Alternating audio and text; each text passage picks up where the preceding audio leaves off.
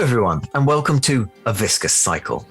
Thank you for joining us for an evening of Dungeons and Dragons. I'm Sean and I will be your Dungeon Master tonight. We're thrilled to be streaming at twitch.tv/rolltogetherrpg. For those who are new to Dungeons and Dragons, everyone here plays fantasy characters in a fantasy universe.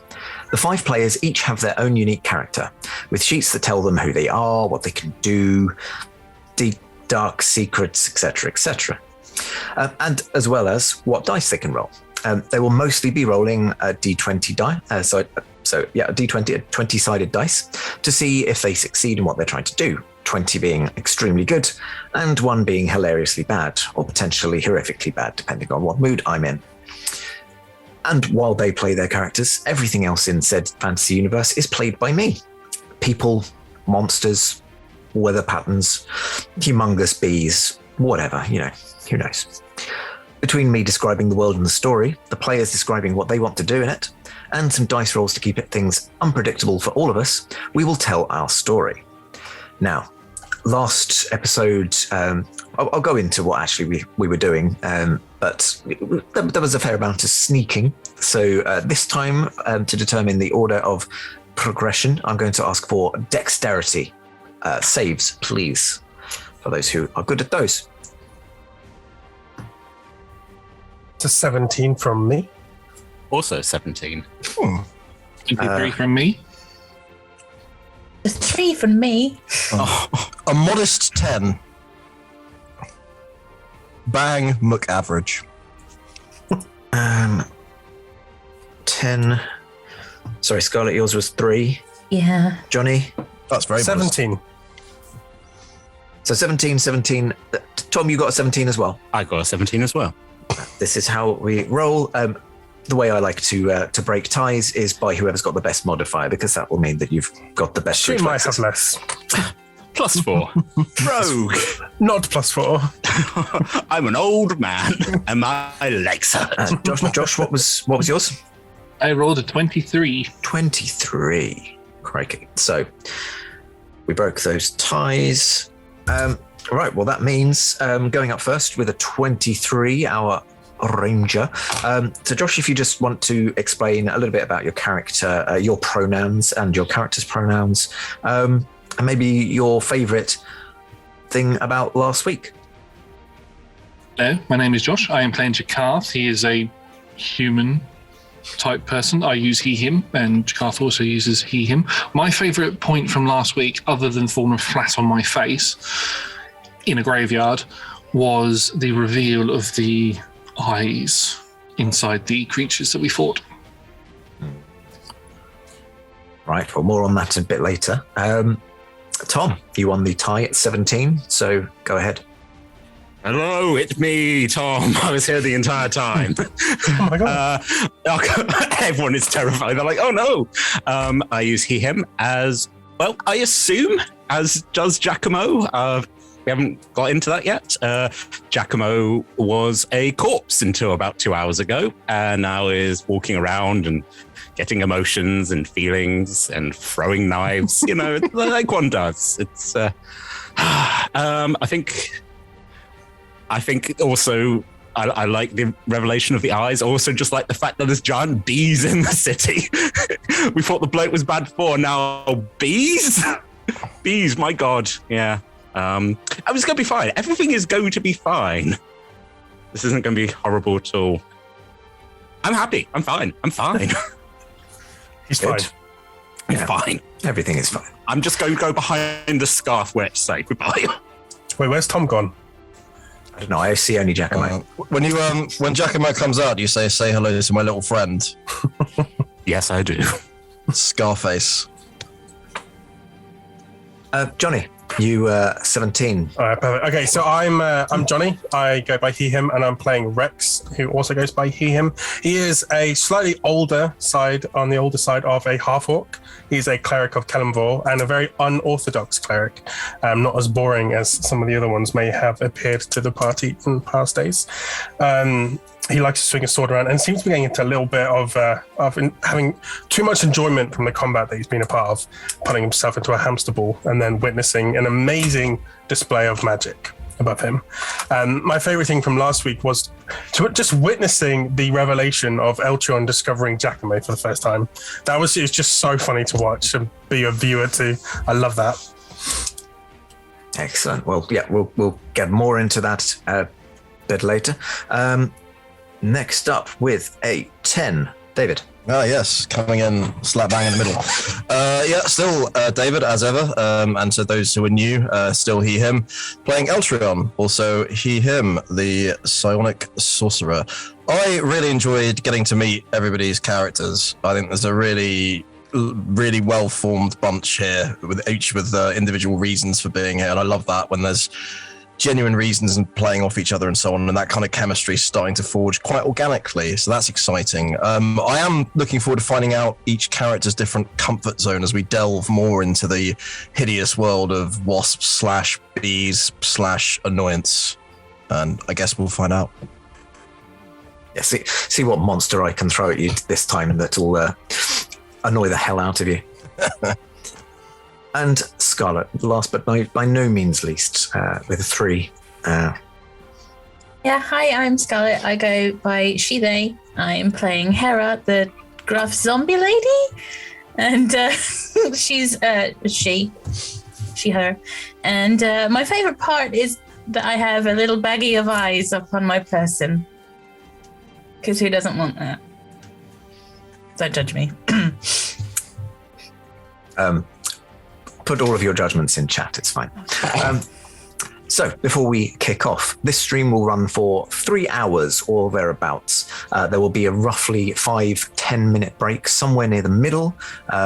We don't know exactly when because we're improvising as we go along. So it'll just happen whenever either we get tired or there's a natural break, probably the former.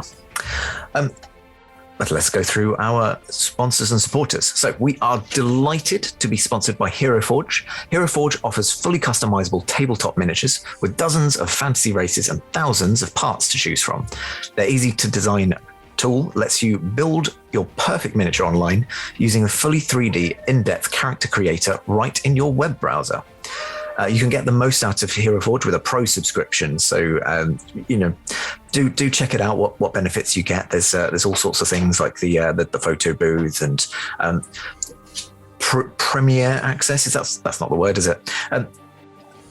You get access to things a week ahead of everyone else, and sometimes even longer if there's beta access things like the 2 minis on one thing. Anyway, I could talk about Hero Forge for ages, and I have my own little segment where I get to do that. So, I'll kick it to that. We're also delighted to be sponsored by Ultra Pro. So you can get your tabletop organized with character folios and dice bags. There's some Ultra Pro stuff going on your screen there. Ultra Pro is the leading manufacturer and supplier of sports and gaming collectibles accessories, as well as other gaming accessories. Head to ultrapro.com for more information. Yet again, I think I may have forgotten to say heroforge.com. Go there. I'm so excited about them. I just skip through and I just start waffling, and then things happen. Anyway, we are also sponsored by the wonderful Elderwood Academy, who are the premium purveyors of bespoke gaming-themed gear, including hex chest dice boxes, spellbook deck box / rolling trays disguised as bespoke ancient arcane tomes, and scroll and codex dice towers and rolling tray pairings. You can currently get 10% off your Elderwood purchase with the code roll-together at the checkout. So you can find out more at elderwoodacademy.com. I'm just going to take a moment to appreciate how I pretty much almost got through that in one sitting. We are also supported by D&D Beyond, your guide to digital D&D, and you can see everyone's character sheets on the overlay on the left-hand side of the screen, or on the left-hand side of the screen. Delete is appropriate. We are also supported by Level Up Dice. There's a link in chat for our Table Shankers range, which are huge, massive dice that will leave a mark on your heart and your table. We're also supported by 2 lovely D&D video games, Idle Champions and Warriors of Waterdeep. You can see some codes at the bottom of the screen. You can type !Idle Champions and !Warriors of Waterdeep into Twitch chat for download links. And for Idle Champions of the Forgotten Realms, there's a code that you can enter directly into the game or type !code into the Twitch chat for an Electrum chest. Whereas for Warriors of Waterdeep, type !wow gems into Twitch chat for a link, which you'll need to use on the mobile device that you have the game downloaded on. So if your mobile or iPad or whatever. And yes, you can get free gems, and free gems are always nice when you want to buy the boosters or resurrect your heroes for another round of killing whatever it is they're trying to kill. Gems is real. Never forget. We are Roll Together RPG on all socials. So there will be links in chat. Thank you, mods. Like, subscribe, follow, swipe right, all of the things. A massive thank you to our D20 Club on Patreon. You can find a link in the chat. You can help us to make our shows from just £1, $1, €1, one of whatever your local currency is, and pay more if you want to unlock more tiers and do things. You get Premier Access, because that's a thing that I'm just using now. Premier Access. You get to see what we're going to do before other people get to see what we do. We are massively appreciative of our D20 Club. They help us do all of this, help us do so many things, such as the fan wiki, !wiki in the chat, as well as our fan Discord, where you can chat about all things rolled together and some things not rolled together, such as pickles. Our shows are also available as podcasts, so just search Roll Together RPG on your favorite podcasting app. And if you search for us and you don't find us, please let us know in the chat now, or on the Discord, or just in many places, and we will make sure that the next time you do that, the same thing will not happen. Finally, we play with a diverse group of players who play a diverse set of characters with wide-ranging sexual and gender identities. Our tables are trans and GNC positive, and we encourage and champion trans and GNC players and characters in our games. The DM and players may portray characters that are of a different gender to their own. We aim to avoid misgendering, but acknowledge that it does happen, and have a company policy in place for correcting people on pronouns. If we miss an instance of misgendering, we are open to be corrected, so please just let us know if you think one has been missed in chat, and we will do better next time. We will be better humans. We can all be better humans. Check out !safety in chat for content warnings, of which there are many, and some of the safety tools that we will use through the TTRPG safety toolkit, such as pause cards. This is the one time when you can use a pause card, and it doesn't matter. So pause cards now. There you go. That's a pause card. It's a pause card. Pause penguin. Pause penguin. And now, let us dive into the intro for A Viscous Cycle.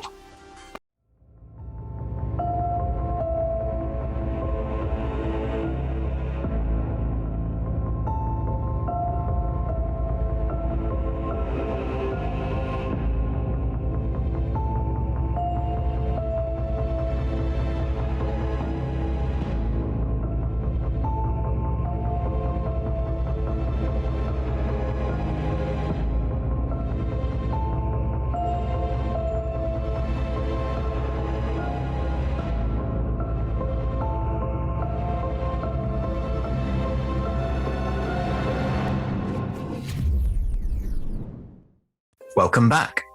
So, last time, episode 1, we started off and Eltrion was wandering towards the shrine of Kalimvor on a mission, a very important mission. Along the way, discovering the slightly marred, in many ways, marred is good description. Light, yeah.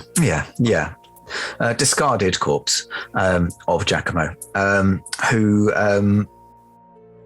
came back to life for reasons that we have yet to discover.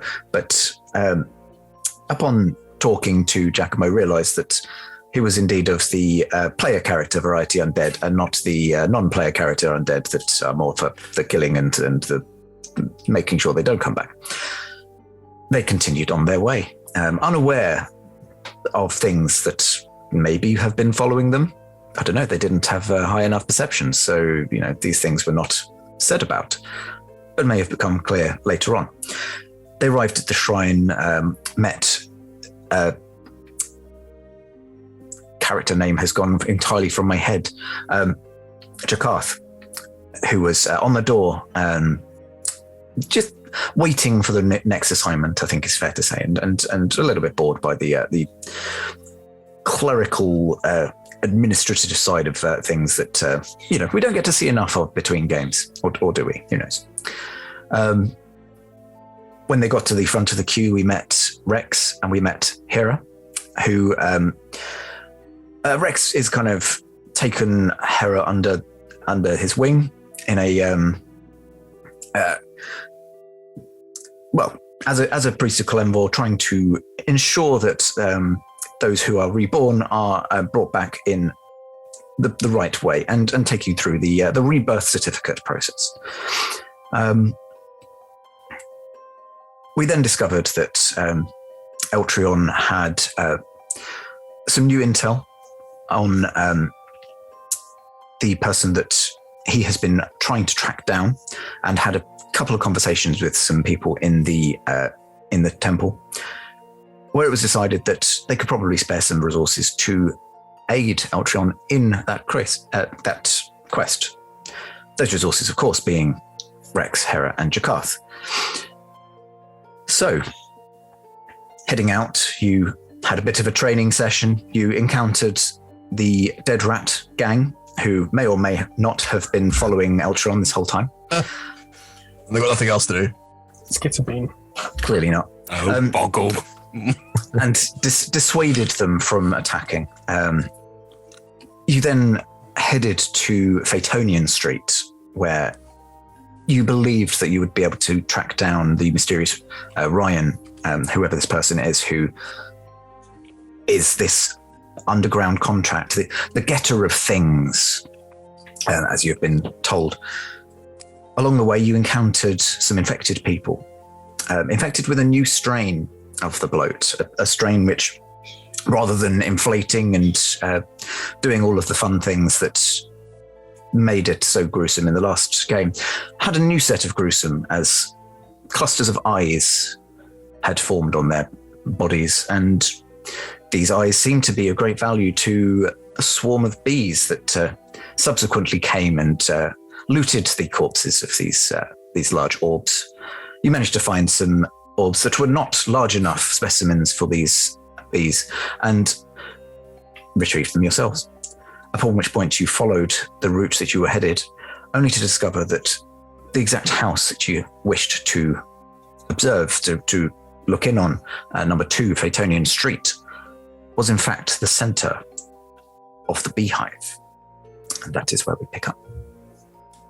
One thing to note, I got cursed. You did get cursed. I figured that would come up. You got a bubbly hand. Yeah. He did quite literally display balls in battle, so... It's worth it. Or spheres. It was quite worth it. You had the spheres, my friend. I have many spheres. In fact, I can have 2 spheres a day. There's nothing to sphere, except sphere itself. I have nothing to sphere. My spheres are here to sphere. Oh dear, This is happening in the street. Yeah. Sorry for that interference, but Yeah. Puns. So what do you all propose to do about this beehive? So, looking out across the street, you can see this street is one of the better off sections, or it was before the eruption of Mount Hoteno. Hoteno. You say Hoteno, I say Hotano. Hotter now. I don't. Because that's what they said was that the lava was erupting. Ooh, it's hot now. Yeah. Also, we believe, because they all died. Anyway, this was part of the kind of marketing, not marketing, the marketeers, merchants area prior to the eruption, meaning that the houses are of a bigger... Am I going to need to re-record? I was just imagining like Neverwinter estate agents being like, "There's a lovely, it's been paved over," or like fancy Don Draper, just sort of like going, "Oh God!" It's open plan. Open plan. You mean it's burned down? That's open. So the houses generally have a kind of larger plan, a bit more detached, and apparently all the numbers run down one street of the same thing and then comes back the other way because it was number 1 and then it was number 2. I realized that when I did the stream and I was like, oh, bum. No one numbers their houses that way, do they? Well, they shouldn't. There's numbers on one side and letters on the other. It's very confusing. I mean, that's how you know it's evil with that kind of heresy. Yeah. Are the houses attached, or are there spaces between? So the spaces between, they are detached, quite large. They're not mansions by any stretch of the imagination, but large enough that they've got their own kind of space, or at least they would have had a lot more space had the majority of them not suffered greatly during the eruption. You can see that some of the ground is still actually uneven where there's been magma that's piled in and cooled down.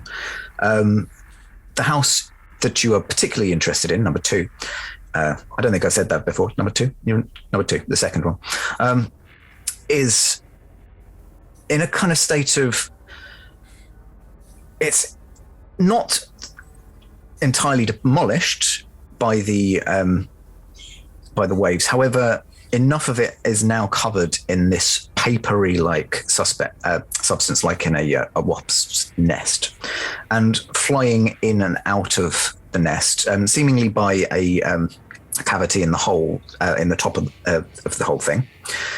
It seems to be their main point of entrance and exit.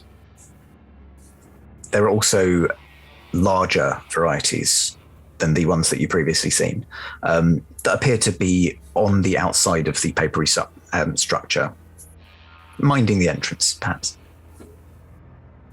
Maybe we should burn it down. Sounds like a good idea. Or do we actually want to investigate what is causing these? I mean, sorry, was that a pause card, or was that you showing us? No, it's Faerun Street. Now show us again. What happened to number 3? That's very destroyed.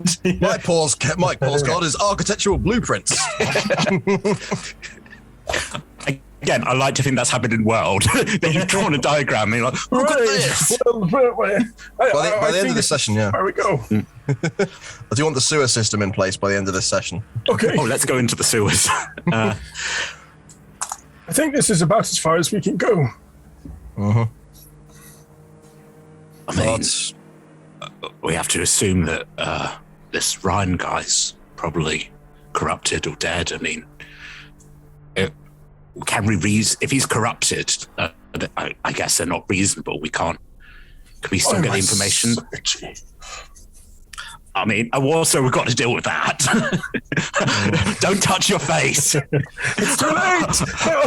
I might be only like 2 hours old, but even I know you shouldn't touch your face after you touch your wounds. If it's very low likelihood that this Ryan fellow is still alive. He might not have been home when the bees took over. He could be somewhere else, but Oh no, he was definitely home. Again, sort of look at him, you're like, how do you know that? Point. I just feel like the disease has just started affecting your mind at this point. Oh, He okay. just starts gently buzzing. He was definitely home. Right. Well, I would say, and I'm by no means an expert on nature, but that bee there looks to be some kind of a scout.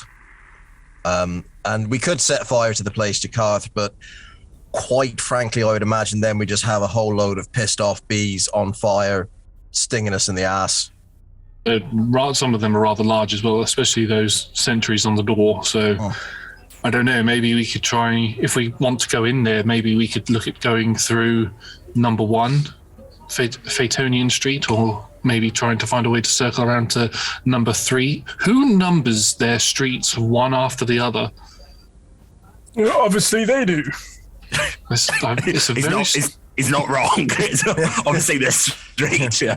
It's a very strange numbering system. Anyway, yes. I think that's not a bad idea. If we can get off the street at least, we can probably start planning, sort of. I mean, we probably don't want to go to 3 because we would have to walk right past the bees, but... Good idea. Good point. Yeah. I mean... What about you, Hera? Are you up for sneaking and and sneaking. Hera, stop touching those eyes. No. They're so gooey. It's just the sound of schlep schlep. As one comes closer to your mouth, we're like, no. Every time you poke him, I just go. She's going to enjoy that now. It's like, what? If these eyes are so important to them, perhaps we should learn a little bit about them while we have a moment to breathe. And if worse comes to worse, we could use them as a distraction, like a stick with a dog. Go fetch and throw. Sure. Can we do that? Yeah, from a place of safety. Yeah, well, we are safe here, right? We can back up a couple of steps and. I mean, Yeah, in the middle of the street. Yeah, I still think we could try and break into this building. There might be something in there. I mean, there's probably not going to be food, which, point at me in here, it's like, doesn't affect us. But to have a little break, wouldn't probably be a bad idea to get everything together. Worth taking a look at, to be sure. I will walk over, sort of like fiddling in my pockets, see if Don't die again. I mean, I sort of turned around and was like, it's just good advice in life.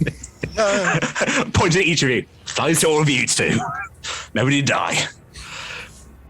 Yeah, Sean, I'm going to see, is this door locked for number one? So you're going to head up to number one. It is locked. However, the destruction around it is such that it wouldn't be too hard just to kind of vault over a lowish wall. I get my feet stills out and go, oh, and then just sort of go, whoop. If it makes you feel any better to do the door. Head pops up on the other side. No, sort of. I got to do a cool little roll over the wall. My pride's not that damaged. Don't worry. Down again. Fair enough. He's already recovered his pride. That's a record time for one of his. Add it to your notes. We're going to make some notes. And from the inside, you would be able to unlock the door. Yep. Open the latch. Push it open.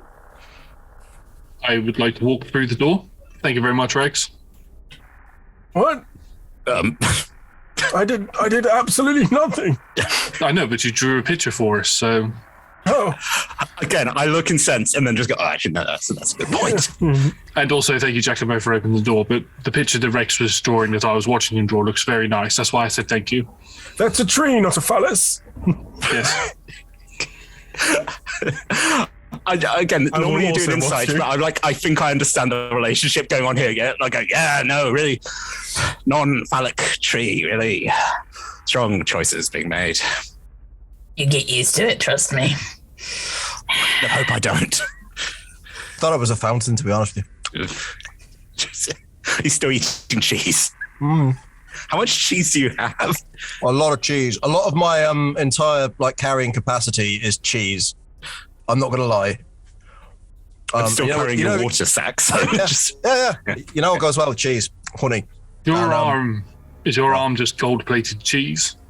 No, this is magical incident. You shouldn't bargain with forces of which you do not understand. I now understand. Oh, the irony being a hard lesson to learn. Well, yes, but what I lost in body, I gained in mind, so... And cheese, apparently. Oh, well, one can never have too much cheese, or honey.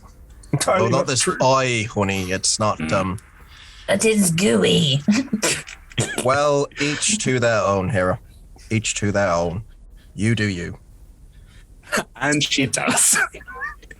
Everyone's everyone's in the in number one now. Yes. Yes. You look around, and it's clearly a place that was abandoned in a hurry. Those of you, actually, let's get some history rolls as you're kind of looking around. That's a 10. I rolled an 11. That's a natural 20 for 21. My God, it all comes back to me now. What was so long has ago. nothing to do with this. Is this my house? I remember that I used to like cheese.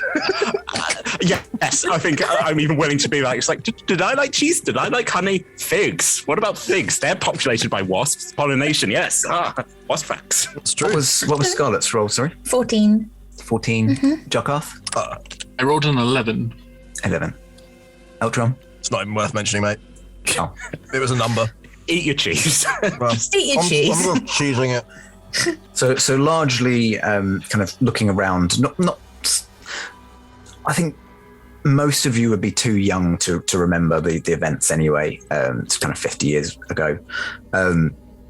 Giacomo, your memory's kind of coming back in fits and starts, and it's more that kind of you see something and it kind of like tweaks something and triggers a memory, and you have this vague memory secondhand, so you weren't there at the time, but just of being told of this this happening, and thankfully the people that told you this story, or the people who told them that story, however many years ago, weren't anywhere near. They merely saw the eruption and learned of the devastation afterwards. You're aware that very, very few people who actually originally lived in Neverwinter actually made it through alive. Certainly the ones who were in the city at the time did not. Apart from the odd story that you hear, and even then you can't tell how truthful they would be being about it. You hear the odd story of someone surviving the devastation itself, but for the most part, the only people who were original Neverwinters are those who were out of the city at the time. So you look around you and you see the devastation of this place, and you can tell that this place was abandoned very hastily and doesn't seem to have been touched since. There's the odd thing missing, that maybe it's been looted, perhaps, but Okay. there's signs of life. I mean, if we're looking for food, we're probably not going to find it in here, but there's probably chairs for us to sit on at least. Yeah. I thought you were going to say to eat. It's a common craving amongst the reborn to crave gnawing wood. I have noticed that. Out my bone. Yeah, Teeth marks on the end of it. I mean, I hope it's not going to come to that, but maybe I should just take a stick in case. Maybe. There was a spark of something in your eyes there, Giacomo. Do you remember something? I remember being told stories about this place, about the eruption, about the fact that those who were Neverwintian, those who continued, weren't in the city. I don't know if it's necessarily from the magma, from the gas, but it seemed a pretty devastating thing from stories I've been told, but don't remember when, don't remember where. But as I said, there's probably chairs for us to sit on at least. I would just a little bit unnerved by memories coming back. Like, I'm just going to look in this cupboard. Rats. I mean, explicitly, your memory that fires. You remember being told this sat around a campfire, which just kind of enhanced the. I was guessing that, Sean. I was like, oh, Giacomo, what were you doing? Yeah, fire. I think I just say fire and then just start going, oh, cupboards. Do you need a fire lit? I mean, I can't feel. Oh, I mean, if you're cold, you might want a fire, but we're going to burn these bees, right? So. Was that the consensus? Might be a good idea to not start a fire in here, just in case the smoke attracts the bees that are, by the way, only next door to us. That's a distraction might not be against the order of the day. Burn the house down, you think? It's not the first time Neverwinter's been burned. Admittedly, I was only 5. Well, let's not talk about going down all of Neverwinter. Yeah, I was going to say, I know it was 50 plus years ago, but too soon. He says no when it's not too soon. That's relative to elves. Is it ever too soon?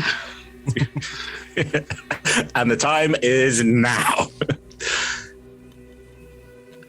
I'm assuming there's not going to be much in here, but we can at least take some weight off our feet for a bit and plan. I mean, a plan seems like a good idea, although you hear in your mind, Giacomo, I'm not entirely sure that Rex has that long based on previous experiences of these diseases. I sort of tap the side of my nose as a kind of... I'm also moving my lips at the same time, just mouthing the words, so you're not entirely sure. The man is sick!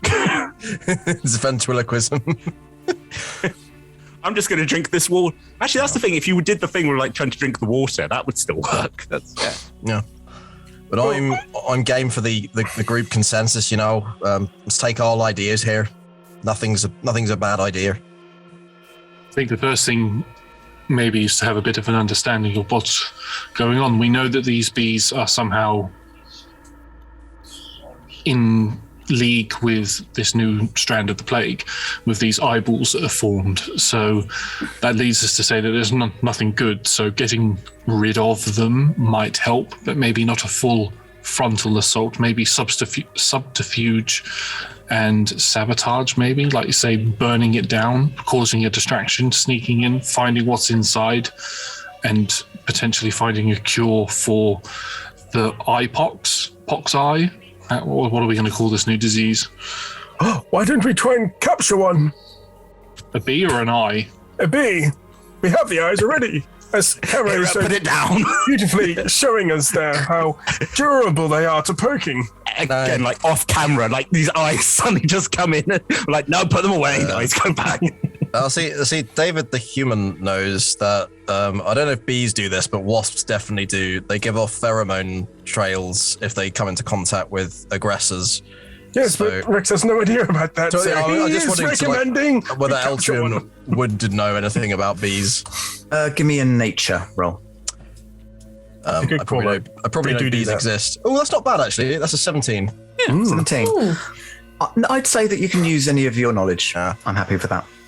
I would say, albeit these creatures seem not to be natural, if we do get aggressive, they may have some method of communicating to other bees, so we should have that in mind. I appreciate the need to take action and not be overly cautious, but what is that accent? Jesus, who knows?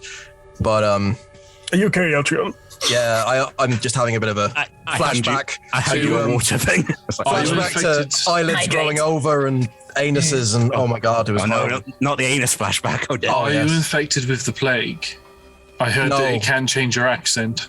Indeed, yes. I have seen the plague before, and thinking of it does fill me with fear, such as to make my voice quiver into another dialect. Quite understandable, Eltrion. Quite Oh. understandable indeed. So, well, it could work in our favor. Thin the herd, so to speak. We capture one with Hera's eyes, and we put on a little bit of a string and then pull it inside the house, and we capture it. And when the other bees come, hopefully in less number than that are around the swarm, to look where their friend's gone, you do you know, chop, chop, stab, stab, A throw, little throw. bit of string. You have seen how large these things are, right? Yes, well, maybe a larger bit of string may be sufficient, but you get the Can't point. argue that.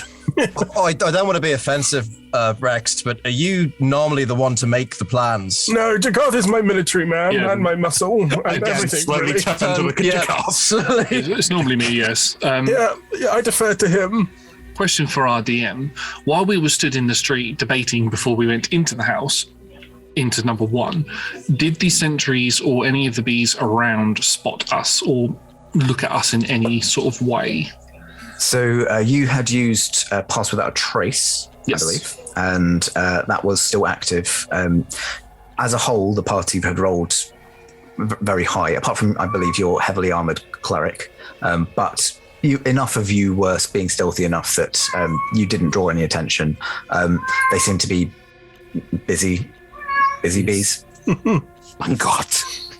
Too busy to take note. The other thing as well is that these bees could be, or at least their queen or them could be sentient.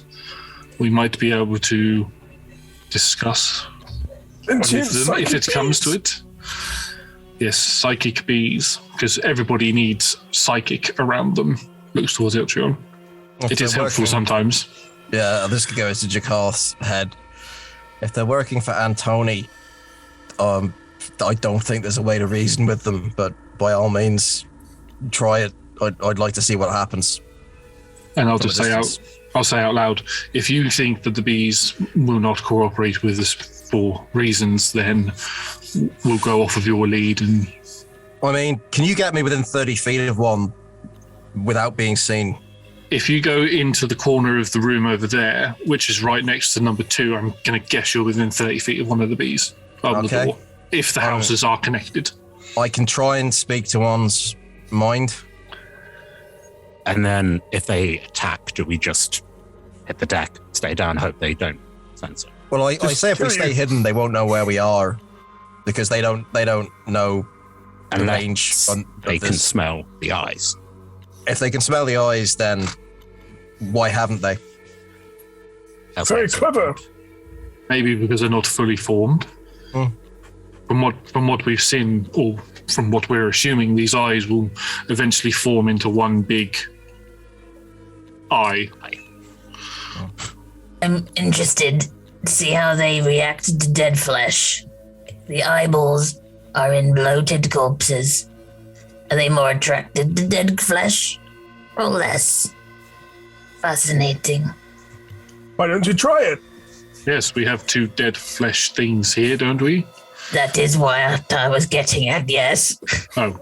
I mean, I don't necessarily want to get corrupted at this point. I mean... Well, can we get corrupted? I mean, that's worth... Are you willing to get corrupted, Hera, to deal with this? To become... Do you want to become a bee? Could you become a bee? Is that like the evolution? You get bloated and then you become a bee? I mean, if we keep an eye on Rex's back, maybe we'll see little wings come out. I don't know. Oh, I assure you I am fully wingless. Yet. Take your armor off. That is the other concern, is we need to deal with whatever situation has taken the priest. We don't want to find us. I'm right here. Can you not see me? Right there. Yes. Oh, good. But what we don't want is to go inside and then, as Giacomo and Hera said, we don't want you to then suddenly turn into a bee and we have to fight you, or turn into one of those pox creatures. Yes, that would be unfortunate. I feel fine if that counts for anything. Just a bit itchy. I can keep an eye on him to see if he gets any more unsettling. John, can I get within 30 feet of a bee without being seen? Or in such a way that I believe I wouldn't be seen? Yeah, the houses are close enough together that with the bees kind of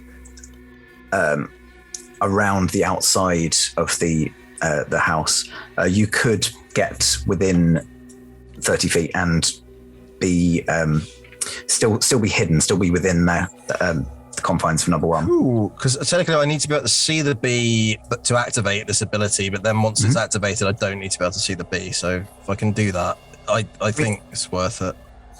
Like any upper levels are basically demolished. It's kind of just like the foundations. Just rubbly. A bit of kind of overhang that you could duck behind, but you do have fairly unobstructed views outside. It's fine. Yeah. Also, wouldn't be a bad idea for our ranged people to be somewhere where we can snipe or kind of. Is it worth me trying to make contact here?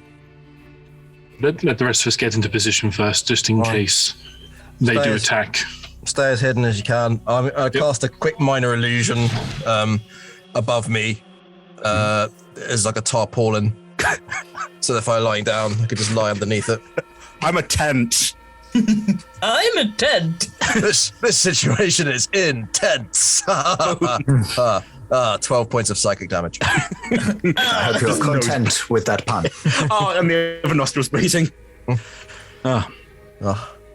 Okay. So is the plan that you kind of make the minor illusion low enough that when you're lying down, you're within the confines of it, but if you sat up, you're kind of poking through it? Yeah, basically, I'm in the fetal position so that I'm covered by this 5 feet of stuff, having made this psychic bridge. Because, no one wants to get bead before breakfast. Jeez. If things do hit the fan, run towards me as fast as your legs will take you, Ultreon, and I can assist you, of course. I can bubble you, so to speak. Turn you into a hamster ball, let you roll away into the sunset. I feel a bit cold, actually. Sorry, carry on. What were you saying? Thank you. It's like just the fact you're like, I feel a bit cold now, and like, oh no, it's the second symptoms. It's got the happening. chills. Let us know if you start to buzz. I am buzzing for this scenario. Don't you worry, Rex. Well, I'll be fine. Probably. Yes, probably. Maybe. Quite. Well, 2 of them already dead, so that's... Anyway. Some of you will just be. Anyway. Are we ready? Yes, I'm going to move into a position where I can see through any holes in the ceiling, but I am covered. I will do the same, but on the other side, so we're both sort of covering the area. Gonna try and hide in a cupboard. You can go in the cupboard though. You're like, here we go. Survival instincts. There's like a gash in the cupboard. Just looking out. So you're going to message the bees? Yeah, try a simple. Hi, can you hear me? As you reach out psychically to the nearest bee, you get the sensation of your consciousness almost being relayed between interlinked creatures. You probably would have experienced something like this previously during your training. With the squid people. You're familiar with Gestalt consciousness, and you get that feeling of belonging to a group, which you may have even missed, the kind of loneliness of being just your own mind, but suddenly you are part of a bigger whole. And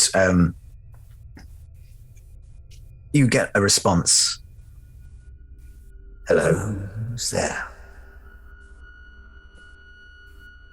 My name is Eltrion of Bloat. Who are you? Good afternoon, Eltrion of Bloat. Check notes. My name is Tolipandrel. Tolipandrel. Is that a name for all of you, or are you a singular entity?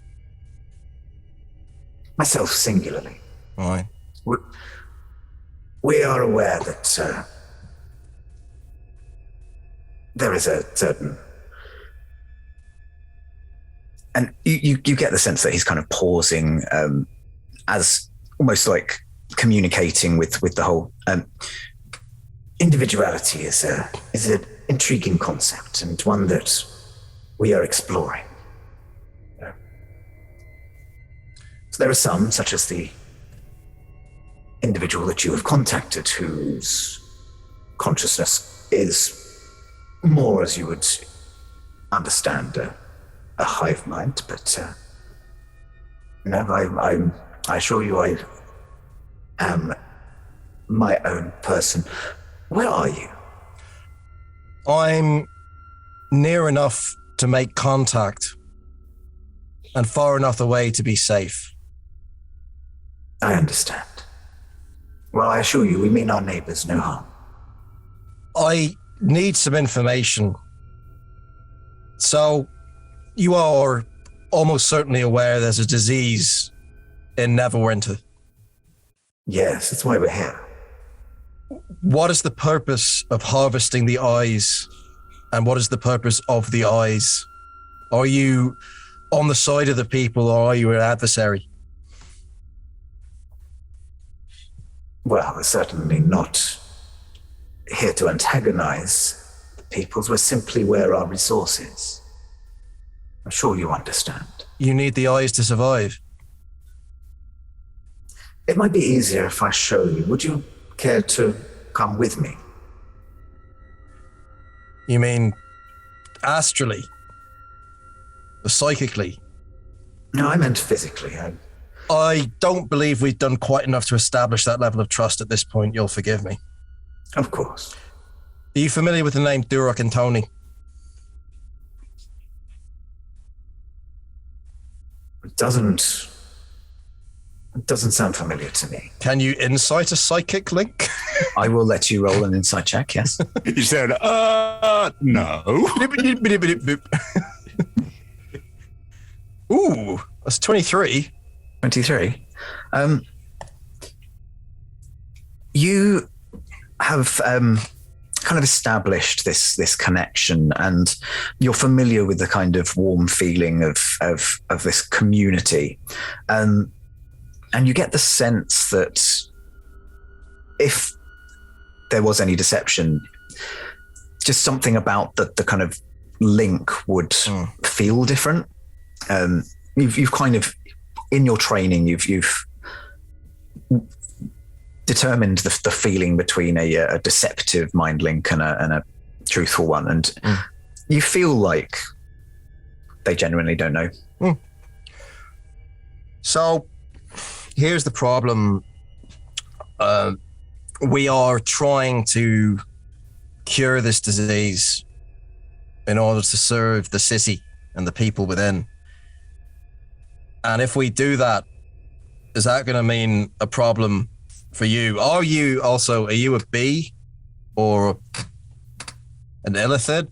I've spoken with mind flayers before. You don't seem like that to me. No, well, I should hope that we're not coming across in quite the same way that they would. No. In all honesty, I don't know what we are. We came from nothing. We found ourselves with a need. And we found that need could be filled here. And is that need to do with harvesting eyes? Yes. I don't want us to be enemies. Is there a way we can find a peaceful solution to this? If we did want to meet in person, where would I need to come to with my companions? Well, I'm not familiar with quite where you are. I'm assuming that you're in the vicinity of the hive, so that you would be able to establish this link. Oh, my abilities go beyond the mere physical, my friend. Don't you worry about where I am. I can get to where you are easily enough. Come to Faerun Street. We can talk more. Faerun, I think I've heard of it. Yes, I can probably get there at some point. Good. It's in the Beggar's Quarter. Right. Beggar's Quarter of where? Of Neverwinter. Right, okay, good. So we're on the same page there. All right, I can be in Neverwinter sometime in the near future, don't you worry. Could you roll me a deception roll? Because you're trying to tell him that you're on the edge of the line now. It's not a lie. It could be there. That's 23. Yeah, it's true. I could be there sometime today. Yeah. It's very likely. Just hope stand up. That's right. Yeah. Ta-da! I've come from beyond the seas. 23, Sean. 23. Ignore the modifier on that.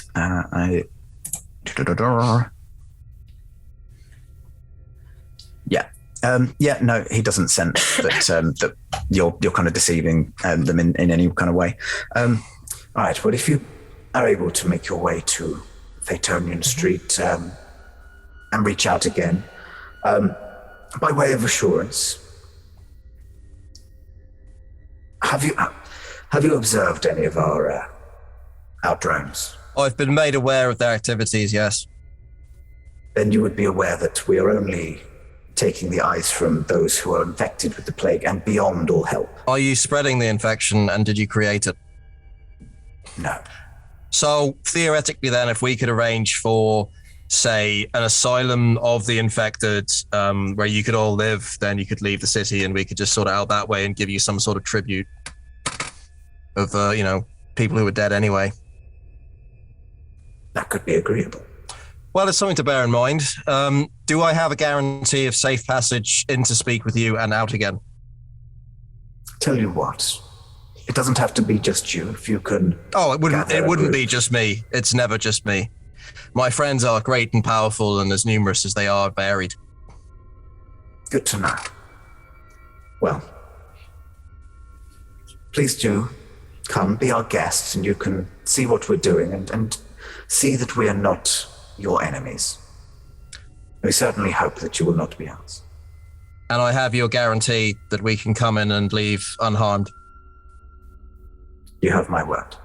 Do I need to insight that, Sean, or is that can I tell the same kind of level? I think it will carry. Cool. I think your roll will carry. All right. Well then, they have no ill intents at this moment. It will obviously just depend on how events unravel. I shall make myself known to one of your drones when we are ready to enter. It will take me some time to gather the psionic energy necessary to transport myself there from my current whereabouts, but have no fear, I'll be there sooner than later. Perfect. We look forward to seeing you in the flesh, as it were. Quite so. And I break the link. You feel cold. You haven't felt the warmth of a Gestalt consciousness for a while. It gets harder and harder to break away from that. Just sit up. Right, well, news. And Welcome back. Could you dispel your illusion? Because you're currently sitting up in the middle of a tent. I mean, if you want to hide. It's very distracting. It's been 3 years since you left us on your little mine trip. Maybe. You're right, boss, he is funny. Maybe. Rex is made entirely of eyes now. It got worse, or I better, see depending. everything. My anus's eyes. Oh, no. No. Anyway. Sorry.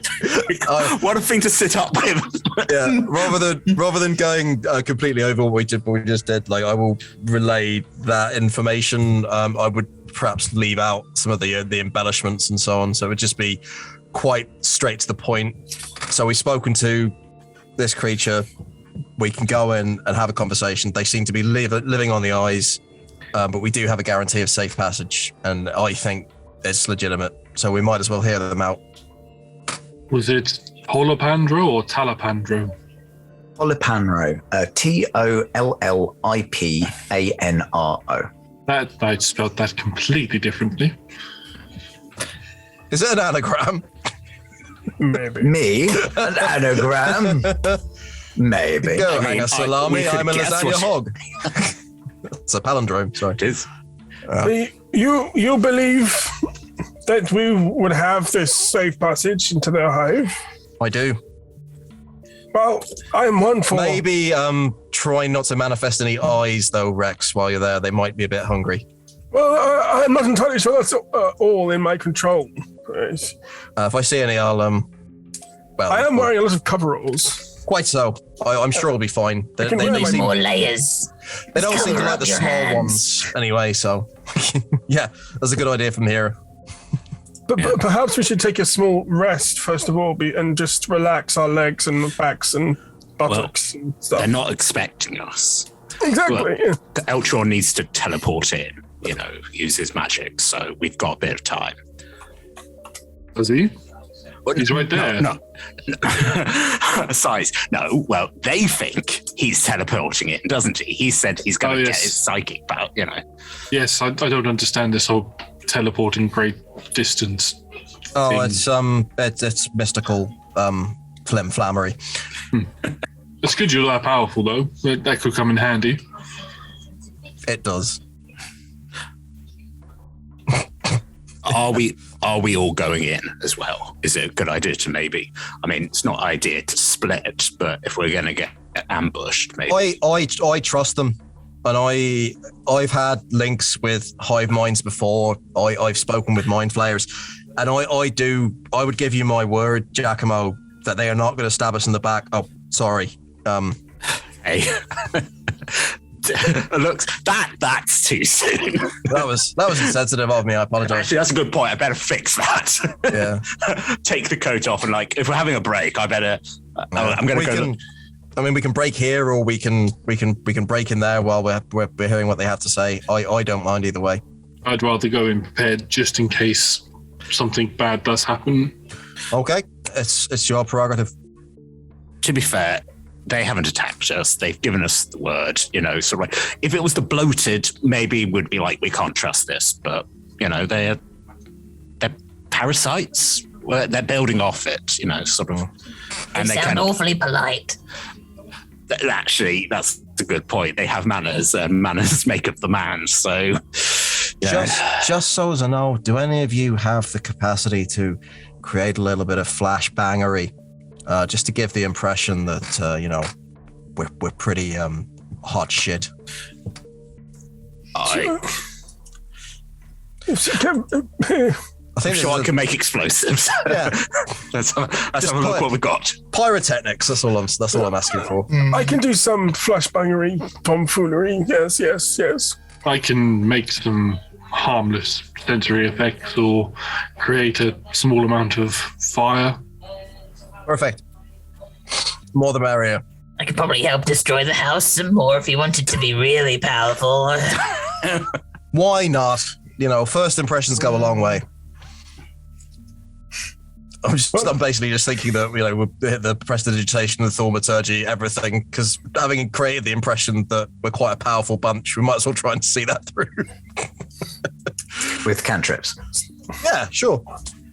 Individually, cantrips not so much, but with everybody throwing them at the table, who knows? I mean, a big flash is a big flash, especially for bees, where they'll be like, oh. Maybe so we have to take a short rest. Is that right? If you're desiring to take a short rest, what is that the intention? Time of day is it, Sean? You set out quite early on, so it's still. I think it's still approaching midday. I'm going to therefore not utilize my Bloodwell vial because it resets at dawn. So I'll leave. I mean, it's always dawn somewhere. To be fair, I mean, is it GMT or? How does it know what time zone I'm in? We are in daylight savings at the moment. It could be any time. I think the vial resets when it feels the sun's rays on it. Yeah, that's probably fair and accurate. I guess around that. Yeah. During I've got the upgrade for the Underdark. Sorry, Carl. That's okay. So during the short rest, can I roll two hit dice if that's okay for and also during the is it 1 hour or half an hour that you do short rest for? 1 hour. Okay, so for about 10 minutes near the middle of the break, Rex kind of gets bored sitting there, and he begins to talk and chat to himself, and then he kind of breaks into a story like, when I was younger, I faced many things like this, not quite so large, not quite so small, but we often turned our thoughts to what led us there and how we could leave in one piece. I found my strength in mercenaries who would fight for me, and hence Jakarth exists.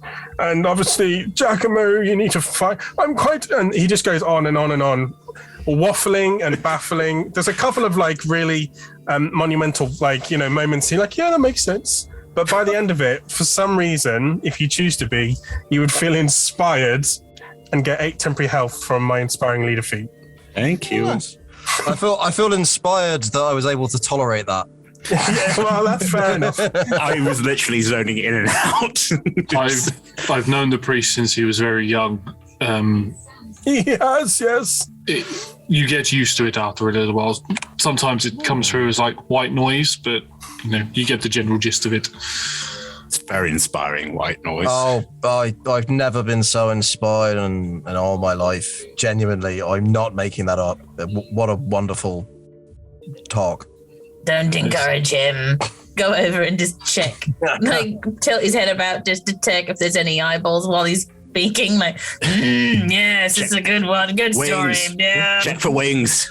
Was that 8 or 10 temp HP, by the way? 8. 8, fantastic. Thank you. Does he have any creepy eyeballs?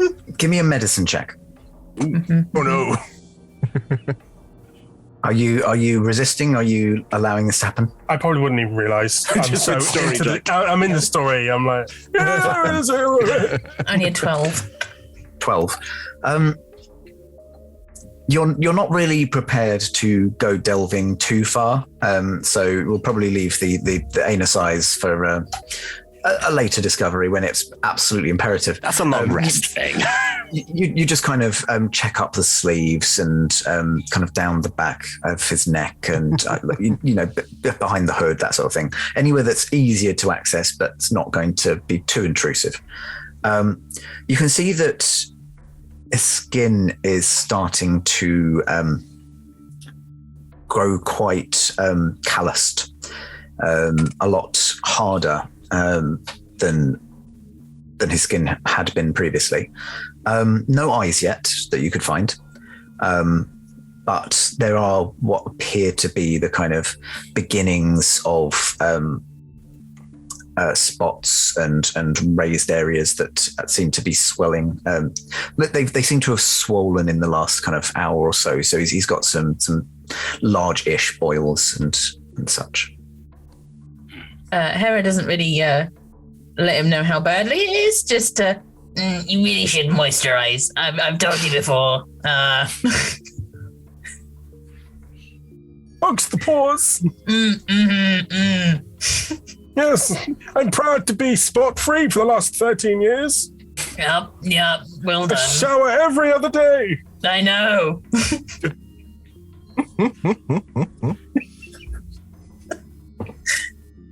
So yes, you may all roll hit dice for your short rest if you wish. You all have the benefits of the. I think I was the only one who took damage, so I mean, you insisted, to be fair. I did. I rolled in there. Oh, hello there. Get down, Mr. President. I took 1 hit point from my face dive into the ground. Oh dear. And yeah, an hour passes. I You feel ready. I try and stitch up the back of my coat, seeing if I can try and make it look a little more presentable. Does anyone have mending? Would people have thread and needle, or is that just or do I just sort of try and push I it got a back crowbar. I got a hammer. I do have You can put a bit on through it. I do have a medical kit with some guts and some bone needle. I mean, that will probably, if you don't mind me. I do, yeah. Sorry, was that you do mind me using it, or you don't mind me?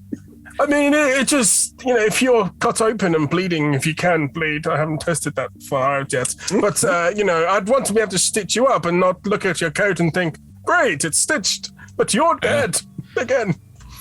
Okay, so that was, I do mind.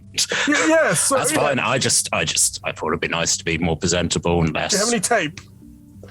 I mean, I've got a variety. I sort of look at, I've got patches of things, sort of. Oh, I have an idea. Here.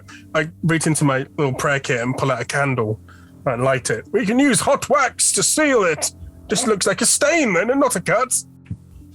Oh, you're already pretty filthy. I'm actually relatively clean, actually. Eltron cleaned me up, but Some stains you can't get out even with magic.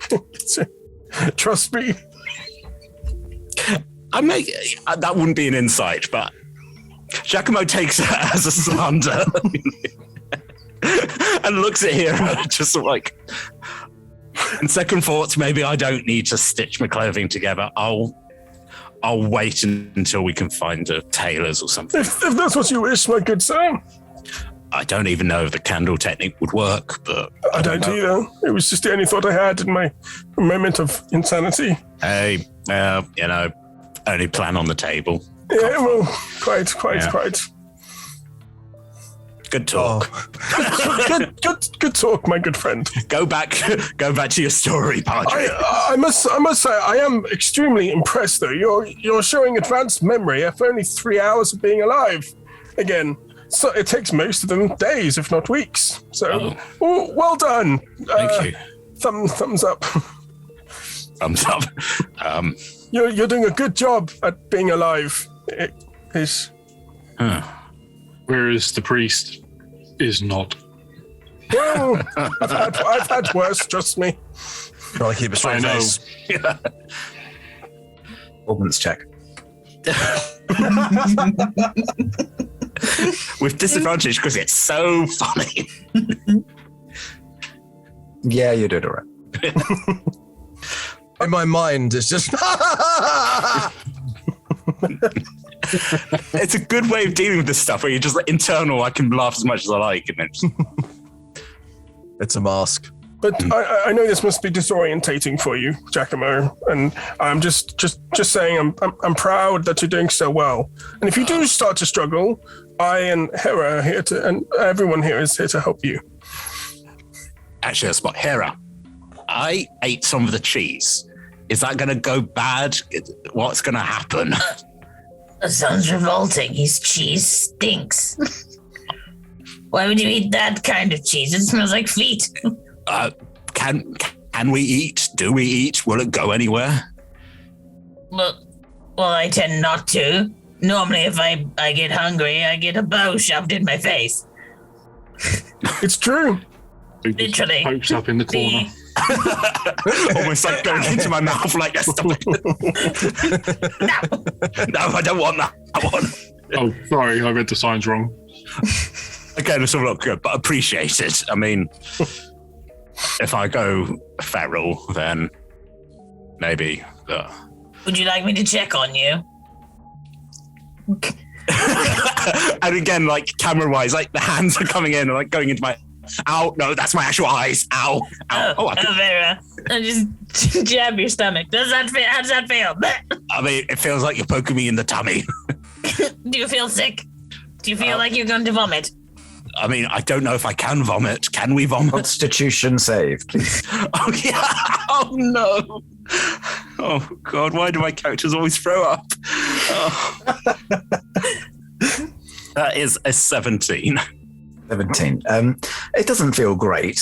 You feel like you probably have some sort of processing capacity, probably greatly diminished, but it is making you feel queasy. Okay, so it's not just going to sit there. Okay, that's okay. First of all, thank you. Second of all, please stop poking me. Sorry. Third of all, anything else I should, like shortcuts, anything I should keep in mind? Well, you might be gassy. Oh. You're a corpse. It happens. You're quite fresh as well. Just stand downwind of everyone else. But Rex seems to, he does the same. It's fine. I'm not even dead. You're just cold. Nothing smells worse than necrotized bowel. Another thing, Yeah. and I'll flip the bow around the other way. Does this smell appeasing to you? It smells. I mean, it's a nice piece of wood. I don't want to eat it, but Oh, good. Yeah. That means at least one end of my bow won't be gnawed. Why don't you get both ends gnawed and so it's balanced? Perfectly balanced. Yes. No, I don't want that. I like having one end that's nice and the other end is hairs for her to chew on. I was going to say, do you want me to chew it? No, I just wanted to see if Obviously, he does. I can give it a nibble. nibbling. No, I'm not even going to finish that sentence with what I was thinking. Eltron, may I partake in some of your cheesy cheese? Of course, there's actually halfling cheese. The secret is that it's churned by halflings. Oh, You know the secret now. We shall steal this and make millions. I'd just like clarification. The halflings churn it, or it is churned halflings? Oh, the halflings are used to churn it. So they're giants, and they tie halflings to the end of sticks, and then they move them I around did not expect that. in the cheese, and they sort of swim like this motion. And then the secret is that it has a very nice halfling kind of flavor. It's very piquant, very mature. do You have to use mature halflings. Secret. the halflings like it? Are they slaves? Are It's they... very well. No, it's very well paid. Oh, I mean, it's more of a summer job, obviously, but no, it's very well paid. It's a rare delicacy. It's very popular in the Underdark. I tell you, this one cheese would have cost me a lot of rote. I did not expect that story to go that way. Hey, I you get know, inspired by him. You're Everyone's- eating incredibly fragrant underdark cheese, are you? everyone's got a voice, my friend. Everyone's got a voice. And looking around, I'd say cheese is the least of them. It's got a Anyway, bouquet. Jakarth, there you go, my friend. Thank you, and I'll take some, and I'm just going to bite into it. I feel like it deserves a constitution save for that story now. Oh no! People cheese. People cheese. Oh no! That's a 6. What happened if they peed in it? It is very, very strong flavor. I imagine the strongest cheddar you've ever had, and then dip it in the strongest curry you've ever had, and That face. mix it with the strongest fart you've ever made. That is this cheese. Oh, Get a blow, get a water skin. Got it ready. Why is my mouth so dry? drink the water. Oh, I tell you what, that's not going to come out very nice. Nope. It's good cheese. Right. So, what are we doing? Do either of you two want to try it? Because all three of us have eaten it now. Come on. I think I would die, to be honest. I would rather die again, thank you. It would definitely grow some hairs on your chest. Oh, You know, I've known Jakarth almost my entire life, and I have never seen that face before. no. Never had to do that face before. Oh, It's an acquired taste, for it sure. really just sit. I quite enjoyed it, but then again, my taste buds are slowly but surely rotting away. That is true. I mean, it's effectively having anosmia, so the flavor might have been less impactful, but I'm still, good on you for giving it a go. Yeah. Try everything for the first time. Yeah. Yeah, I definitely won't be trying that again. It really does sit in your chest, doesn't it? Oh, Poke my tummy. Yep. I give it some time, my friend. The first time I tried it, I was sat in the hole for like 3 days. so yeah, I'm not going to finish this, and I'm going to hand it back. Oh, more for me. What a great thing to have before we go on an intense adventure. Right. Now we're going to flashbang our way out of this building and make Eltrion look like a wizard of old. All right, everyone, best spells on 3. Wait, let me just look at my spell book 1 second. This is given to us by the priest of Kalimvor, you know. It's not really a spell book, it's just blank. It's actually the thing I couldn't read. It does have some pictures of some buildings, which is very exciting. With the sewer systems. Okay, so I'm going to stand below one of the windows, and I'm going to prepare Word of Radiance, which emits like a divine light from the area. That's all doing. That's the best I can help with. Minor illusion to create a drum beat that's gonna start quiet, build its way up. Challenge for the editors. It's a crescendo. Okay. I would like to swirl my hands around, and as everybody else's spells go off, lights and all of that sort of stuff, I'm going to use Druidcraft to cause a small puff of wind to come out of the door, so it looks like we've just gone poof. I shouldn't find this so funny, but I just imagined you saying, as everybody else's spells go off, I throw up the cheese. The puff of wind wasn't exactly what you were intending. I'm just going into the cupboard for a moment. Don't follow me. Ah! Oh no, I'm saving that for a super intense RP moment. Right. It's probably flammable, so you can use it. It's like a... Oh, I'm going to blast Eldritch Blast up into the sky, up into the roof, so it's like a beam. Little firework announcing your entry. Giacomo, did you do anything? I mean, I'm not a magic. I'm a corpse. I'm not a magic man. I could summon some things, but they would not be used for right now. Best Cool, performer ever. I mean, dance parties, all I do is throw knives. I could summon the loot. I could play loot for you, but then I'd have to carry the loot. Yeah, that's true. We need like rock. I'm going to say, you're not attacking anything, obviously. This is just for presentation, but could you all make a spell attack? Do you have an easy way of doing a spell attack, Josh? I can do it with Shillelagh. Shillelagh. Yeah, roll your shillelagh. Wow.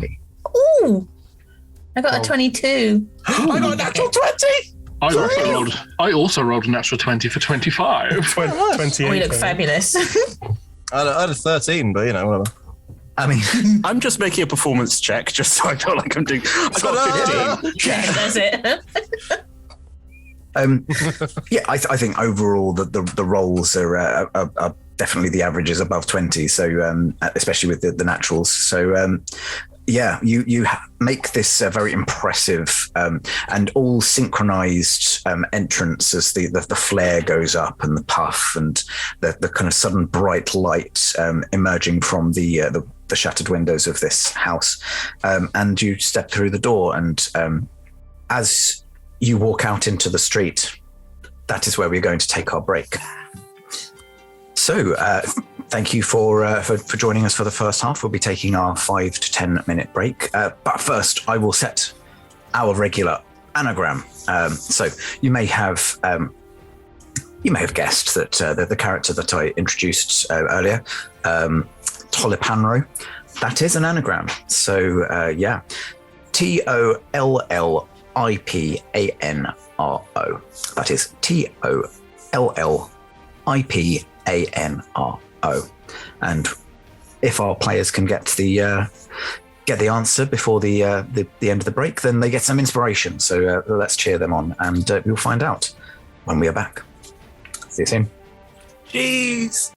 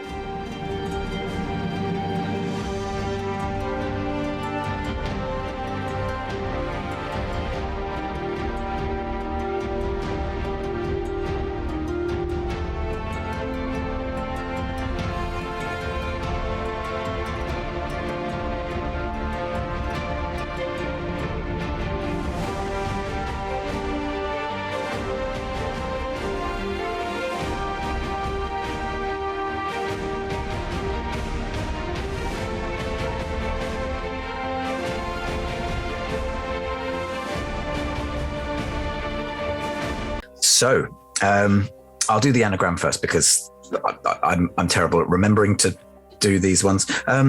So Tolipanro, did any of you get it? I think so. Okay. Feel free to. Oh, you have messaged me. Well, let's have a look. Yes, and yes. High five! Boom. Tom, I believe you got there first. Oh, and Josh, also correct. Maybe in the last second. Just. Yeah, I Tom, just do you sent a want picture of of this one? bee. You're like, no, it's all right. Pretty. It's pretty bee. It's pollinator. Pollinator. Yes. Yeah, a very bee-related word, and yeah, I didn't set a clue because I figured it's probably on the easier side of things, and I don't want you to necessarily always have the free inspiration which you'll get. But yes, that is a D8. Ooh.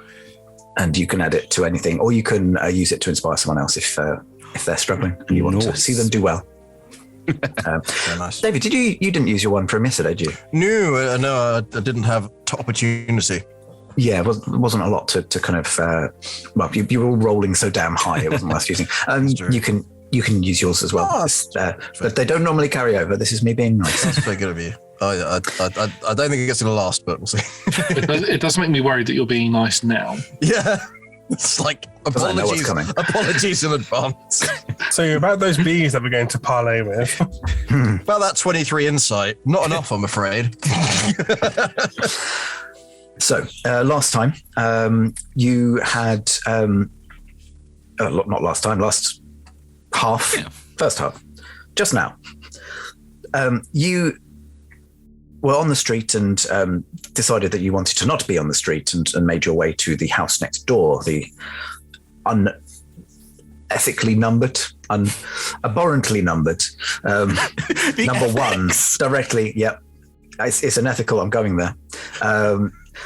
Number one, right next to number two, which you managed to kind of camp out in, and Eltrion had a bit of a parley with with Tolipanro, the emissary for this strange bee-like race that appeared to be nesting in the house next door. The conversation went well, probably a lot better than Eltrion was expecting. They don't seem to know who Antoni is, but you figure that perhaps there's something to be gained from entering in and talking with them. And you devised a way in which to make a fantastic entrance, and so you did. There was flares of Eldritch Blast, there were blasts of Radiant Word, and puffs of prestidigitated smoke and all the like. And jazz hands. And That's what I was drum roll. doing. I was doing jazz hands as we appeared. Kind of doing angelic jazz hands behind Eltrion's back. Yeah. And you entered out into the street, where seeing the light and the pomp and the circumstance, a number of the bees kind of turn. It looks like they probably were aware of the conversation because they have this kind of link. A couple of the larger sentry bees fly down, and they are large carriage-sized in their kind of proportions, almost exactly like a typical honeybee, but of a larger size because of them being a soldier bee guarding the entrance. But with the single exception that they have a single large humanoid eye in the center of their head instead of multifaceted bee-like ones. Having become aware of your presence, and you kind of stride out. Your rolls were high enough that you stride out with a lot of confidence and fairly sure that you made an impressive display. Becoming aware of your presence, a humanoid figure leaves number two and walks out onto the street. They are humanoid-sized, no taller than any of you. They do, however, have 6 limbs. They have a single set of limbs on their upper torso, and then where they have legs. They have 2 sets of legs. That they kind of like a very short-bodied centaur, I guess, in terms of kind of the arrangement of their lower limbs, and wings, be like translucent wings, with a large kind of abdomen and stinger. One thing that you notice about their face is it's almost elven in its kind of beauty, and also the arrangement of the eyes. The eyes are normal, not a single cyclopic eye, but much closer to what you would think of a bee, with a kind of elven face with the eyes there, and then what look like they might be kind of multifaceted orbs within. They are carrying a staff which appears almost amber-like in its kind of translucency, with a kind of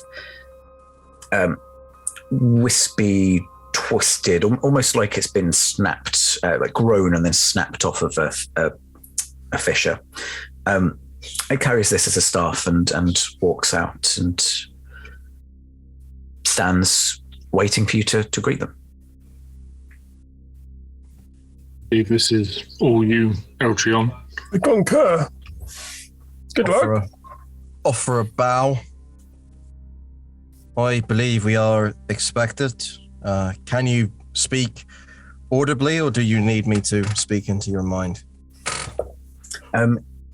You get a feeling of joining with the consciousness if you so wish. Yeah, there's like it's like that feeling when you have this sort of myoclonic jerk. You're just like sort of falling backwards, and then just a sort of a ripple of massage from the head downwards. Like, yes, we are able to establish our own telepathic links. However, and you notice that they're not saying anything out loud. Actually, we should probably. Your friends probably want to be privy to this as well. Each of you will receive this this feeling in your head. It is either a wisdom save, or if you want to trust in it, you can choose to fail that. Arthur's not home at the moment. Please leave a message. You just hear like wind down a corridor. It's like nothing's going on up here. I will, when I get that sensation in my head, I will look towards Eltrion. Same. Seeing him nod, I will accept the call. Me too. Yeah. So it's like a head massage from the inside. I would like to resist if possible. Okay. Yes, please roll me a wisdom save. That is a 9 + 8 to make a 17. Oh. That is enough. Tolopanro, a kind of frown passes their face, and they go, of course, you do not have to. This is only in the minds of the people who can now hear, and you all get this warm feeling, almost like you've been submerged in a pool of warm water. You don't have to obviously accept the mind link. We will be unable to communicate with your friend. Please do pass on our apologies that this is not something that they wish to partake in. But we do not currently have the ability to converse with you in the usual manner. Rex is just standing. They apologise for not being able to communicate with you. You didn't accept their call. The only call I accept is that of my god, of course. Everything else goes to the ring. They'll be very unfortunate they won't be able to hear that story about the time you went fishing with the third. Tell you what, I'll answer on this special occasion if they. Sorry, Rex. They're contacting us, tuning you out. Oh no! Really? Oh, that's your plan. Wow, amazing. Oh. Anything important, let me know. I shall be the ears outside of the mind ears. Hopefully not the eyes. Oh, quite. No anus eyes here. Yeah. One can hope. How coded are you being about this conversation, by the way? Just Are speaking you out loud. just, Yeah, I'm not being coded, no. It's Rex. He's bowing it down the road. Anus eyes! The infection hasn't gone that far, don't worry. Just a slight itch. No. kind of again a kind of frown appears on Tolopanro's face, and they kind of nod in a sort of understanding. They don't say anything about it, but just file it away. That they seem to have picked up on.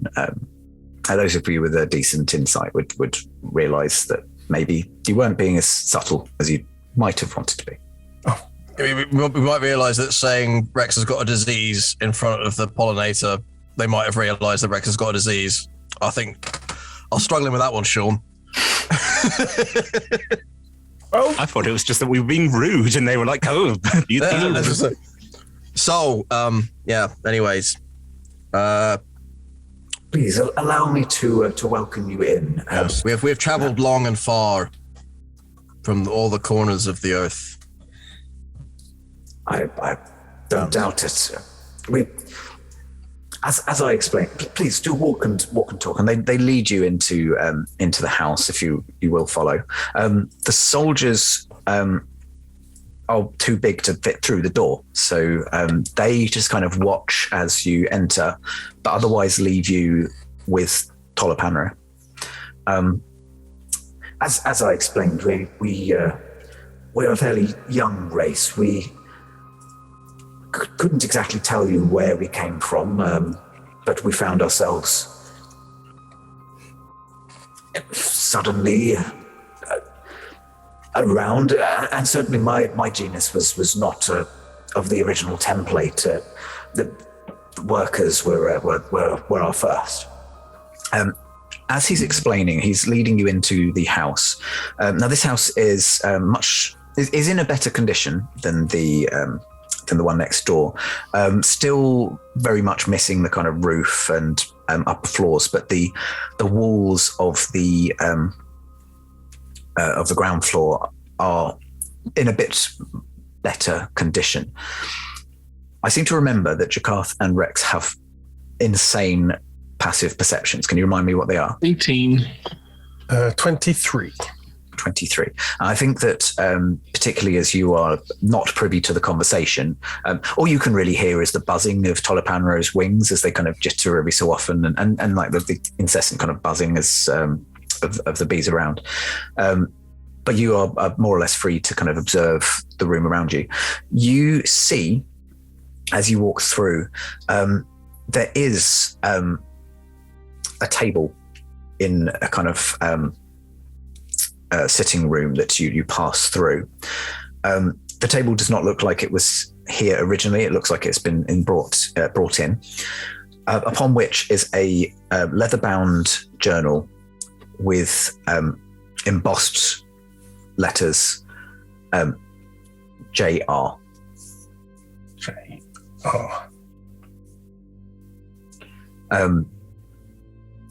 As you kind of look through this room, as the conversation is ongoing, you can see that the bee folk have tried to kind of structurally reinforce a lot of the devastated rooms with this kind of paper-like substance, and constructed a sort of roof with this large opening, which is how the larger of their number enter and exit. But Tolopanro actually heads over to what appears to be a door, which you would guess leads downwards into a basement. Please, if you will follow me, this is how you get down to the lower levels. They open the door, and you can go down into the basement, which again, it didn't escape the damage entirely, but is in much better condition. And it also appears that they've excavated a large portion of the ground so that they do have access for those who do not fly. You can't tell necessarily whether that's anticipating having to play host to races who can't fly, or more of a kind of forethought kind of, well, we should probably have something in case one of us gets injured or something. They just have this excavated area. It winds its way down into the ground, and you feel like you're going quite deep. All the while, Tolipanra is kind of talking, but it's largely about nothing of substance, just kind of this young race's observations of the world so far. Give me actually I think the best skill is probably going to be insight, because it's going to be kind of what you pick up from the conversation. Just the 4 who can hear. Rex could give me a perception roll, if you like. Ask him if we can light a torch. It's pretty dark. 22 from Jakarth. Nice. 11. 11. Hey. It's a 15 perception. Like, actively perception. 15 active. Yeah. Okay. 13. 13. Okay. Giacomo, Hera, and Eltrion, you're listening to the story, but kind of only really getting what is being said. You're not reading between the lines at all. Jakarth, you pick up a little bit more. Tolipanro has said how they're quite a young race. They also added some bits, embellished what was previously said about them requiring the eyes as for sustaining their civilization. The other 3, you assume that they're eating the eyes, but Jakarth, you actually realise that they need these eyes in order to propagate. The way that their civilization appears to be multiplying is by taking the eyes and fertilizing them in a way, or you're using them as a vessel within which to place their young, which are then sealed into honeycomb. With your 15 on perception, it is pretty dark. I believe you have dark vision, but in absence of there being a torch or anything, you're not really picking up a lot. You can tell that this route down into the bowels of the city has recently been dug out. It's wide enough that 2 of you can walk astride one another if you wished, but and is more or less. They've kind of done it in such a way that it's almost like steps. As they're not a pedestrian race, they don't really need to walk up and down this. It seems to have been more of a kind of formality. So they've dug down into this area, but obviously there's certain considerations such as regular depth and width of the steps, lighting that they've not really considered for visitors. Do you try to light a torch? I asked Eltron or someone if they could ask if we're able to. If I am allowed to, I would. Could one of you ask if I could light a torch? I can just create some dancing lights. Don't show your magic off to them. We need to keep it a secret. Wait, they can hear me. Oh no! I mean, we also teleported in here, so We did. we know Right, Eltrion so- can do magic. Just do the lights then. Bloody hell. Just a bit of drow magic for you. Of course. I apologize. We're accustomed to the dark and don't necessarily consider these things. Right. If you will just be aware that this is we're approaching the main hive now. We will be opening out into a large chasm, and I would suggest that you stick to the walls. I will not be able to catch you, I'm afraid, if you were to fall off. And just as Tolopanro said, you can see that there is an area where it appears to be opening out. There is a cliff ledge. Again, it's roughly 10, maybe 15 feet at its widest points. So you're not kind of hugging the edge of this area by any means, but you can see that the opposite wall is just an expanse of honeycomb. Within each, you can see appear to be a single one inside every cell, just a humanoid eye. These eyes vary in size. Some of them appear to be freshly planted, so are only the kind of tennis ball sized ones that you had, or fist sized for, tennis probably doesn't exist in Faerun. It's not a reference you understand. Some of them appear to be fresh, kind of smaller eyes, but they vary in size right up to appearing to be taking up the entire cell for some of the more developed ones. And within this space, there are a number of drones that appear to be going around tending to the cells. Some of them using their proboscis to insert and deliver food to the growing young in these areas. Looking along to your left, and this is the direction that Tolopanro leads you in, you can see that there is a bridge that appears to be made out of a similar substance as the paper above, but very much kind of reinforced in places to try and make it as steadfast as possible. And they appear to have made it about, again, kind of sticking to this 10-foot measure in its wider points, and trying not to kind of deviate from that too much, so that you do have a nice space that you can kind of walk down. And it leads into the only kind of gap in these hexagonal cells.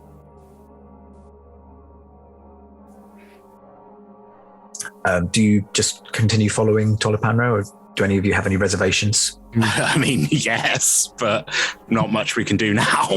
I believe in the safety that we were promised. The lanterns are just continuing, so there's 4 of them in a row, and they just keep moving, so one will appear 10 feet in front of the other one, and then another 10 feet, and then as we get further on, the back one winks out and they close in the front, so they're sort of walking in front ahead of us. Mm-hmm. Just for that nice visual. Are you quite sure this is safe? As we're walking along the bit where we have to be up against the wall, I'm hugging the wall. I don't do too well with high places. I tend to fall off of them, so... Oh, sure. You tend to fall over on a flat ground. Yes, I know. It's true. This is quite a high height, so I'd rather not have that happen. The few times the priest has saved me, it has been when I've fallen from a height. But don't expect me to do that again. I've quite forgotten that magic.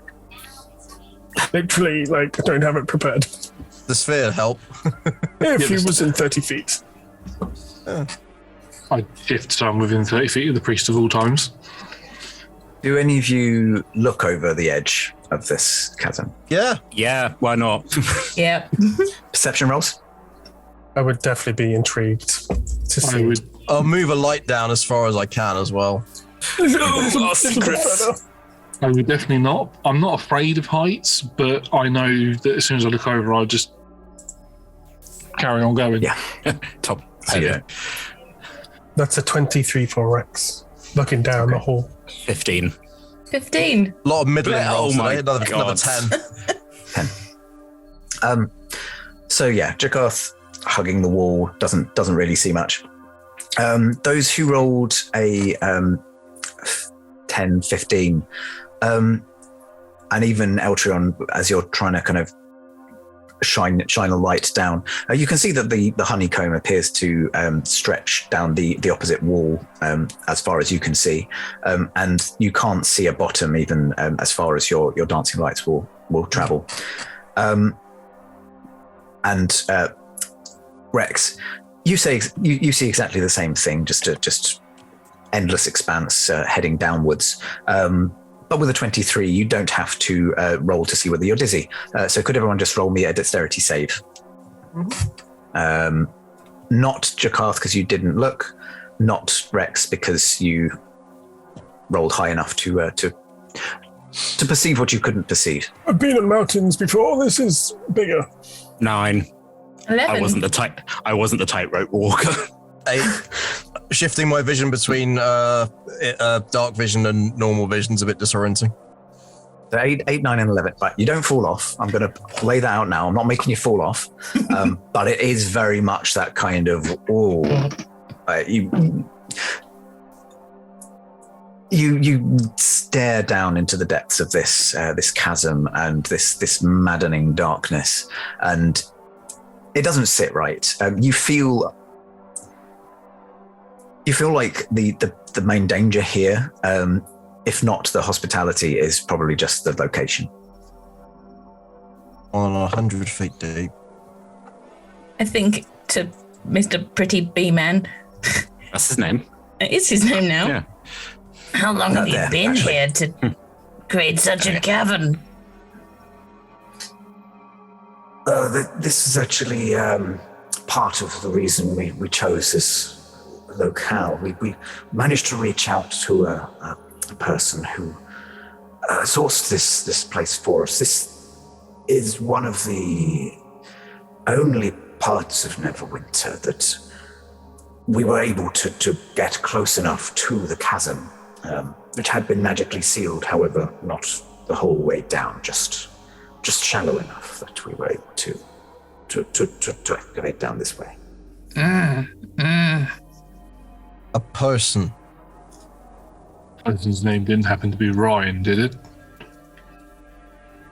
I believe that the correct pronoun would be her for a person of but yes, Ms. Ryan. Where are they now?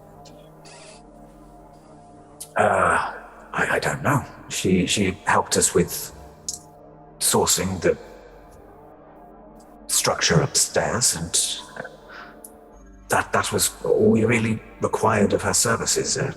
How did you find her? Asking around. What, the taverns? I fear not being entirely open. It's put it this way: we are primarily relying on telepathic communication. Am I right? True.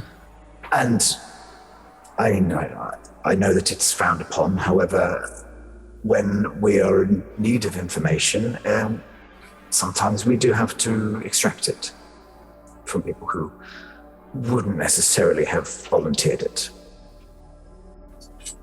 So, did Ryan volunteer the information, or did you it out of their head? Ryan was contracted, yes. Ryan is she, by the way. Sorry. Ryan was contracted. However, we were able to make our way to this plane from where we had come into being. And we started putting out feelers and trying to work out the best way of which we could set up a home. And one of the minds that we touched was aware of Ms. Ryan. So she's perfectly fine then. And we didn't kill her. Who did? Sorry. Is she dead? Well, as far as we're aware, we're actually looking for her. Found through psionic means, then there may be channels we can reach out to find her again. I'm curious about your origins. Don't suppose you happen to come through a door into some creepy wizard shack or the like?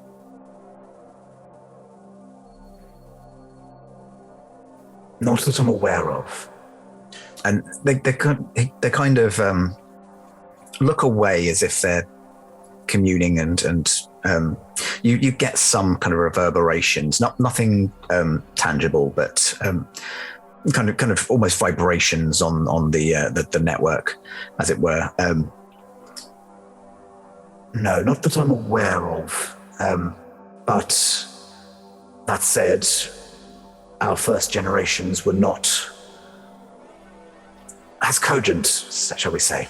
We've managed to come quite a long way in quite a short time. And how long have you been around? No longer than a few months, I'd say. So until this eye plague showed up, how were you surviving? Largely by finding other creatures which we were able to subdue and make use of the eyes. So it's not specifically plague eyes that you need, it's just eyes in general? Yes, it does help that they have certain magical proclivity, if that makes sense. Wizard eyes. Behold eyes. Right. So you don't need to kill people. You just need a supply of beholders. Hang on, does that mean that the eyes that are appearing in this plague are beholder eyes? Eyes. I'm afraid I don't know. Magic, certainly. It doesn't necessarily have to be beholder eyes, and in fact, if the more variety we get, the greater the diversity we seem to be able to experience. My siblings and I, of my genus, as I said previously, we I don't know exactly where we.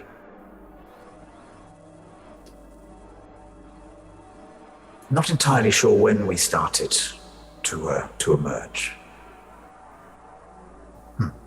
So, for a personal question for yourself, you look obviously very different to the others that are here. Is this your natural form, or is this a form that, or are you inhabiting a host of sorts? This is the form I was born into. Do you think that's because you came from a particular type of eye, or? That seems to be the way. Right, but you're not sure what eye you sprang forth from. Those of you who can hear the conversation, please roll me an insight roll. So attempted to probe these thoughts, brother. 23. 13. 18. 13. Scarlet. What is with you two and rolling the same rolls? We're together. the same person from like a split timeline. Twinsies, it's fine. So the highest I rolled was a 10. Did not roll well. So anyone who rolled above a 10, you would gather that. You're communicating via this kind of Gestalt network, this hive mind, but you also get the impression that some information is deliberately being blocked off from Tolopanros so that they don't divulge too much. Right. And you suspect that their precise origins are maybe one of those kind of closer kept secrets. So Tolopanros is not lying to you when they say that they don't know, but they kind of look like, well, this is a sort of question I should be able to answer. Why not? Can we explore that link further? Like, is there a way to sort of venture into the connection to try and find where, like, what the source is? Is there like a central brain mind? Do you have an ability with your kind of your background? Yeah, your I was thinking like there might be a way to sort of adapt it with the spell detect thoughts. which would be... I can cast it as a subtle spell, but the thing is the target will still know that I've tried to detect their thoughts, and if I want to go further than the surface. And I don't want to provoke hostility, so I think I would ask first if Tolopandra would allow me to do it. I think that would make sense, because otherwise, I don't think we want to start a fight in the middle of this hive. I feel that's going to end badly. Just going to get thrown in the hole, that's all. Yeah. Tolopandra, I can sense there's some information on the edge of your knowledge. With your permission, I would like to try and delve further into the consciousness in order to see if I can ascertain this, because ideally we can find a harmonious solution where the city isn't against your people. I'd love to. Are you trying to kind of imply that withholding information would be?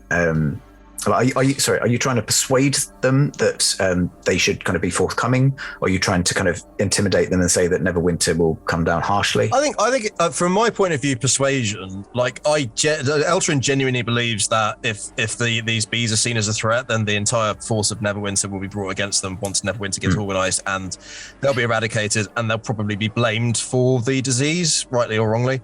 Because who's going to listen to us? Whereas if we can sort it out now, and they could be seen to be an ally in the fight against the disease, then diplomatic channels are available, and there are people within Neverwinter presumably who are powerful enough to supply them with eyes, and we can set up an embassy or whatever. But this is above Eltrin's head. Eltrin just wants to find a solution. But I can impart all of that, which is is Eltrin's genuine belief that is what Neverwinter will do if the bees are seen as a threat. And by being forthcoming with all this information, they can get on side, and we can all help each other to help ourselves move forward. I'm also sharing every single piece of information that's being sort of going between the four of us. I'm sharing all of that with Rex. Lovely, thank you. Thank you, Jakoth. Roll me persuasion, because Eltron genuinely believes that he's being a friendly and kind of imparting some good advice. I've dealt with these people before. 21. 21.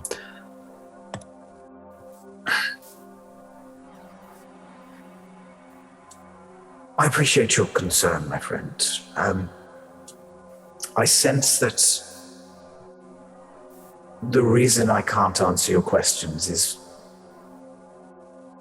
more my queen's reticence.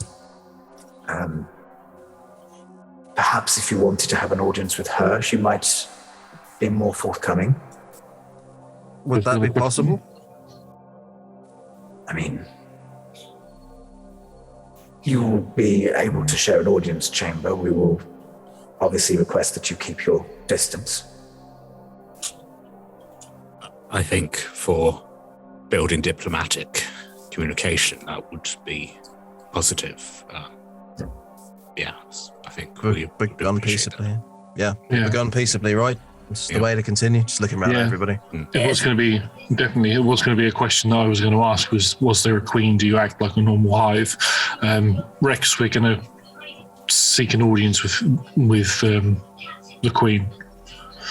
Yes, take us to your leader. Certainly. I mean, I think that would be agreeable. We would like for you to, certainly to act as our ambassadors. It is difficult to convey that you have good intents when the first step always has to be probing someone's mind. Doesn't always start you off on the right foot.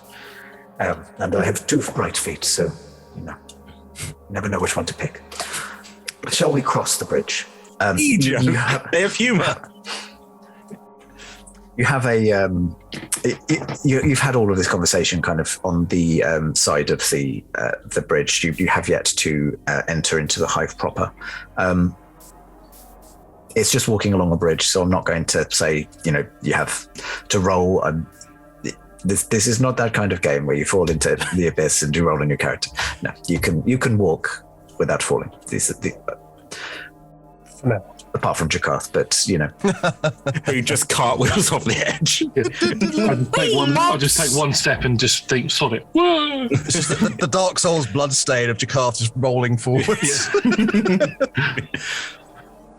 So yes, you can make your way across this kind of 8 to 10 foot width bridge of amber, and you enter the hive proper. And the sound of buzzing at this point is all encompassing. It's all around you, and Rex as well. You can just hear this noise.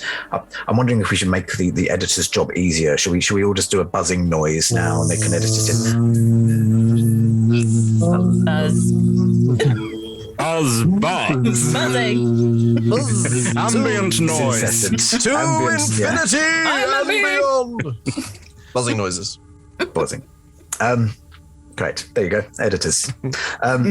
As you enter the hive, you can see this sticky honeycomb-like substance forms all of the walls of this area.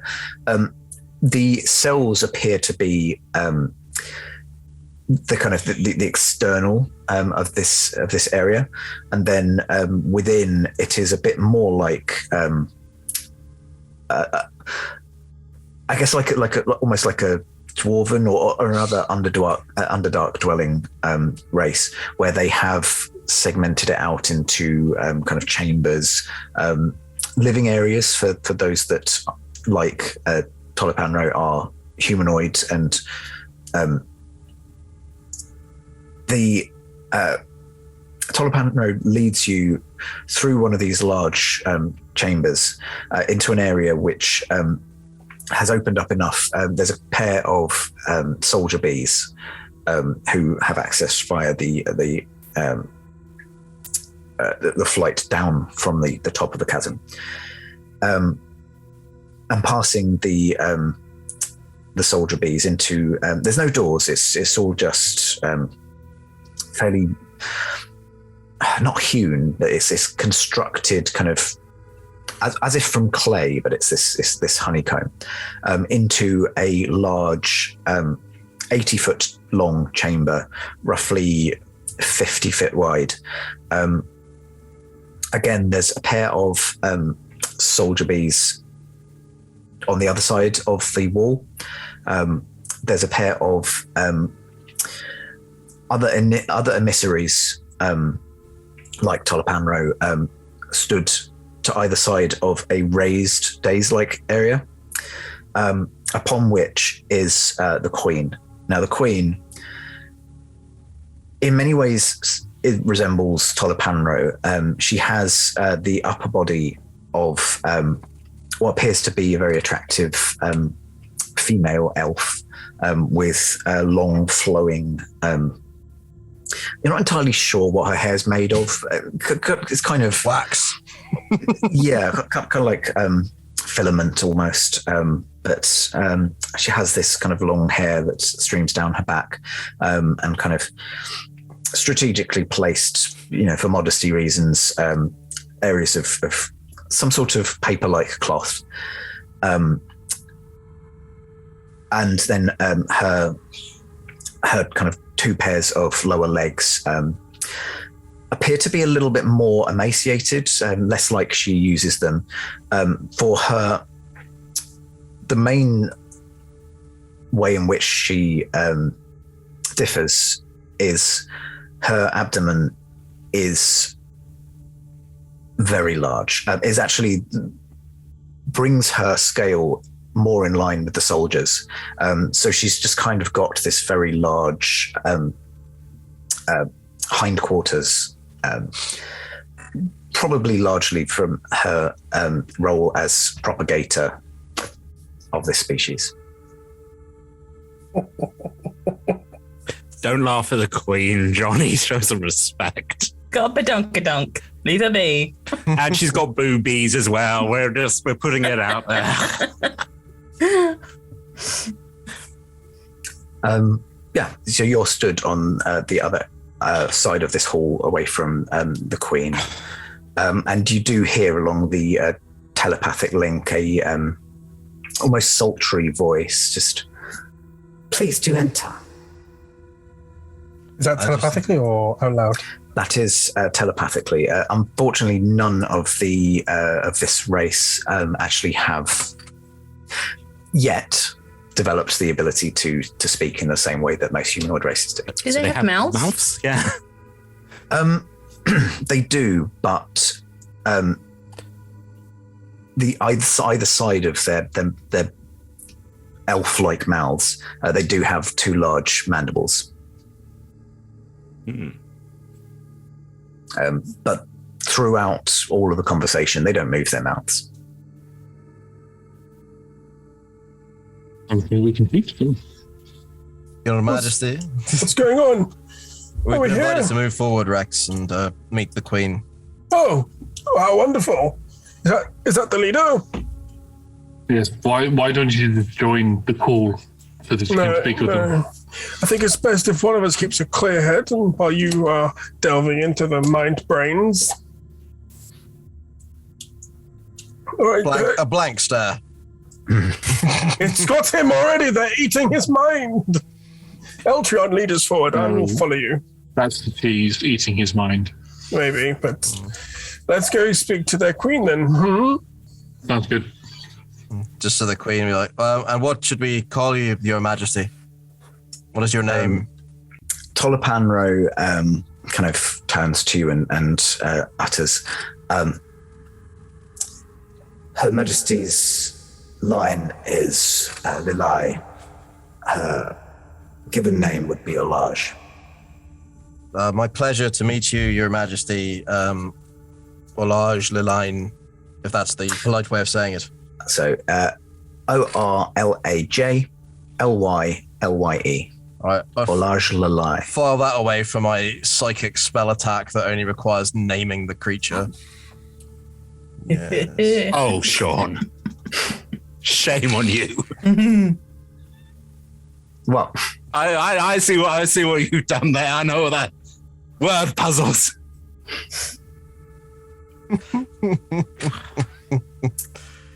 please do. You're more than welcome to approach closer. You don't get any sense of malice in their voice there. Pleasure. I mean, it is very much our hope to secure a peaceful way forward for our peoples.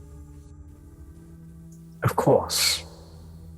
Now, I believe from your conversations with Tolapanro that you want more information about the genesis of our species. I believe it may be linked to a mage by the name of Duroc Antoni, who is responsible, most likely, for the disease that's currently ravaging.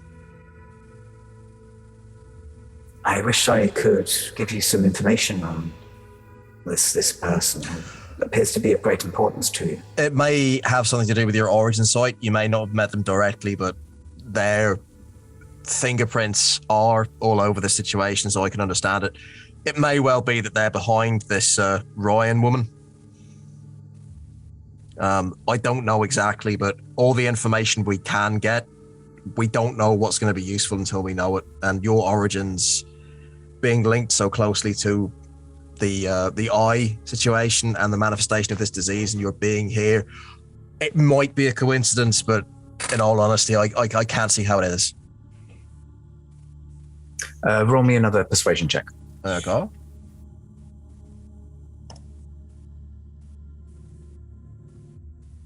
I'm going to use my inspiration on that as well, because that's quite important.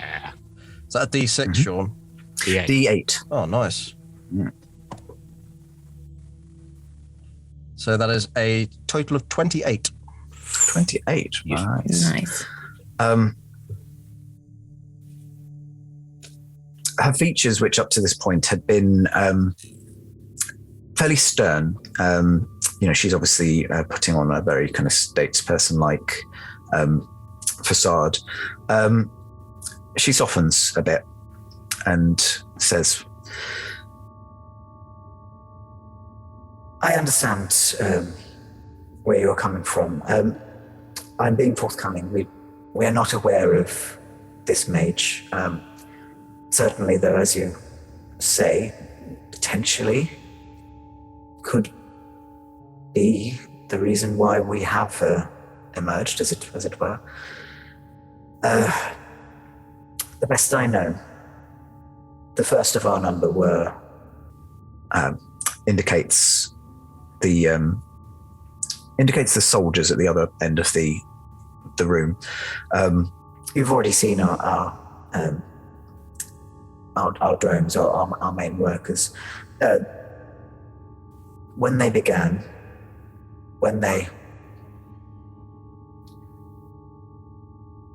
to be, if as I believe you would probably say,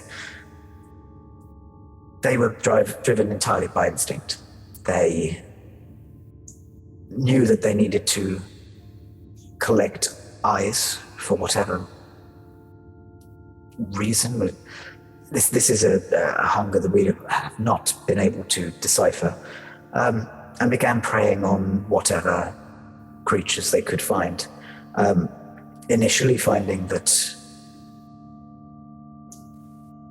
certain eyes would allow us to evolve in a certain way, and then future generations where they would have access to more of the traits of whatever the host was. We do therefore have a number of our soldiers who are able to use a certain amount of very hostile magics as a result of our preying on those beholders weak enough that we were able to subdue them.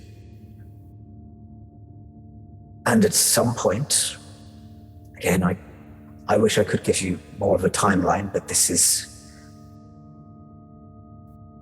is more knowledge that has been passed down rather than before our perception of time developed, should we say.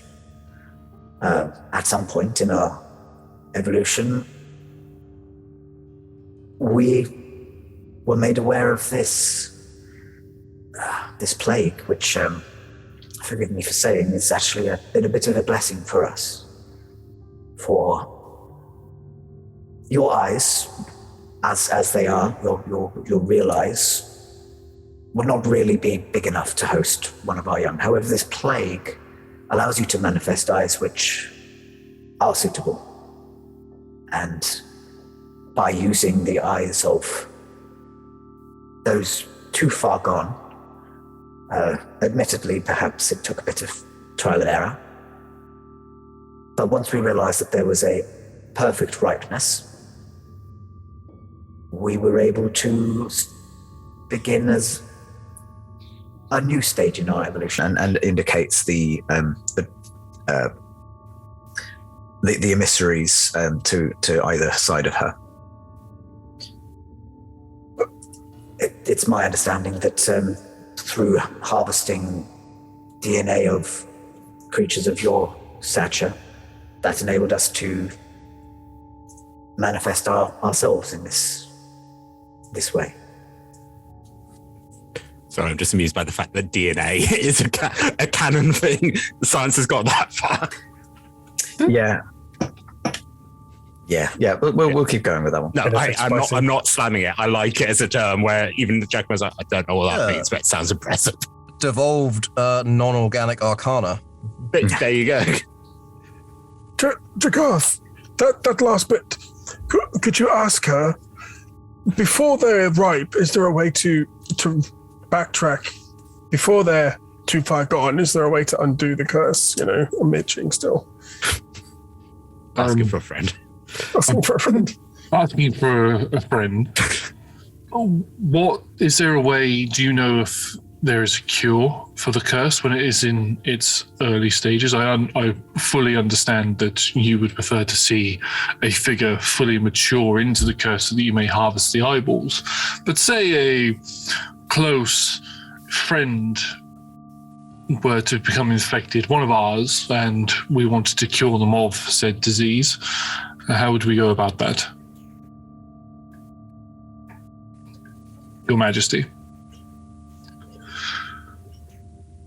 You don't have to stick to formalities. I am the leader of this enclave. It's true enough. I am by no means the only queen of our people. I simply lead this community. And I have no need for these honorifics that you bestow. I wish I could give you some good news. We have developed an understanding that once a person is too far gone, that is actually the ideal point for us. And we have little reason to deal with people until they reach that stage. So, in terms of a cure, it's not. I would talk to a cleric. Slow turn to look at the cleric. I turned to the What cleric. did she say? She said that we need to talk to a cleric about a cure. Yeah, that's probably a wise thing to do. Okay. Well, I'm now talking to you.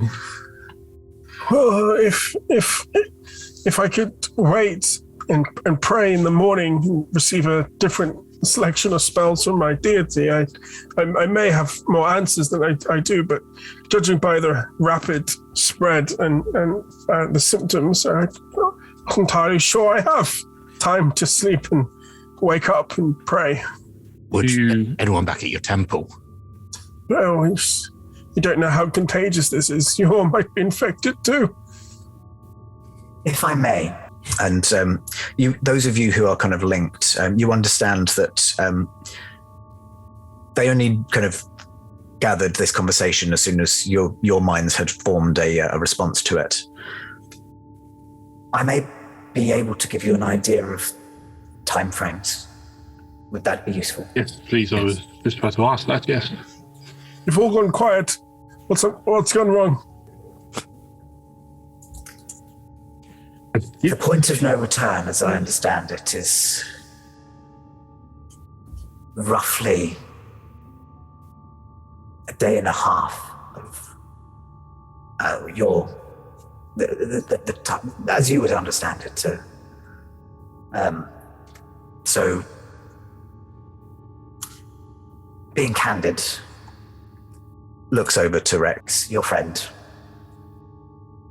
Tolipanro was able to discern the nature of your friend's reticence to join with us. When did he contract this? A couple of hours ago. Yes. Hera's gonna move in front of Rex so they're not looking at him as of like num num. Just like no.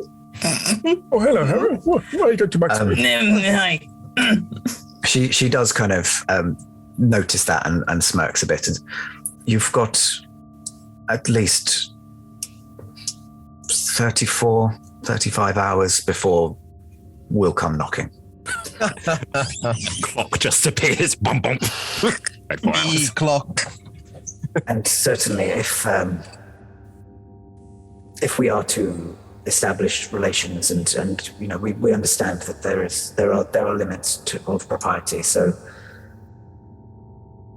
I can certainly make sure that should worst come to worst, and you are not able to find some sort of cure for this, we would allow you to grieve properly. We would not make use of your friend.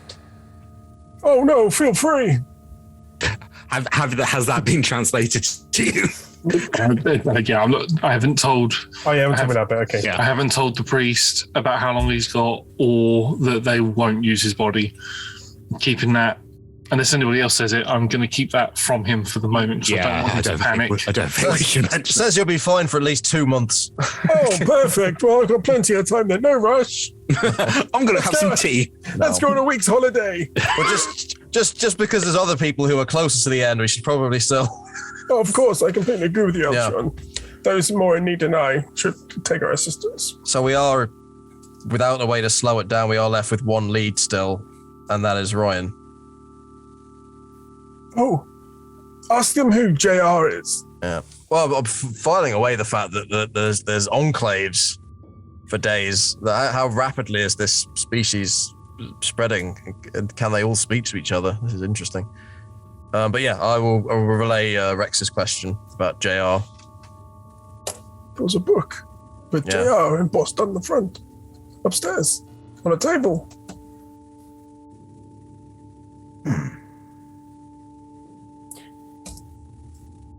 I believe that this was probably left behind by Ms. Ryan. We have no need of it. You're more than welcome to take it if you wish. Be very gracious of you. Just while we've been talking about names, I'm not sure we know what your species would like to be called. We've been just calling you bees. You know, do you have a species name? We've been calling ourselves a Bale. A Bale. Okay. Abeil. Those of you who wish to Google it, they are actually erased from 3E. Oh. Well, we shall relay the situation to the powers that be. No pun intended. And hopefully this will be the first step on long and productive diplomatic negotiations. Has anybody else from Neverwinter tried approaching you at any point? Or have you just been left to your own devices, other than Ryan? In all honesty, we only made our presence known, as you would understand it, half a 10-day ago. We kept most of our comings and goings confined to building our that indicates that our home down here. But you know, we needed to make progress. We had to expand, and operations have been going well. We've expanded capacity a lot. You've been able to expand. I said, sorry, I didn't mean to interrupt you. I just said it's good that you've been able to expand and grow your race and further evolve, indicating to the emissaries. And as we understand it from our, I say treaties, you will forgive me that our initial interactions with the people dwelling in the city were more clandestine than we would have liked. We've come on a lot in that. We've come on a lot in that time. It's it doesn't take us long to realize that there are other ways, as I'm sure you appreciate.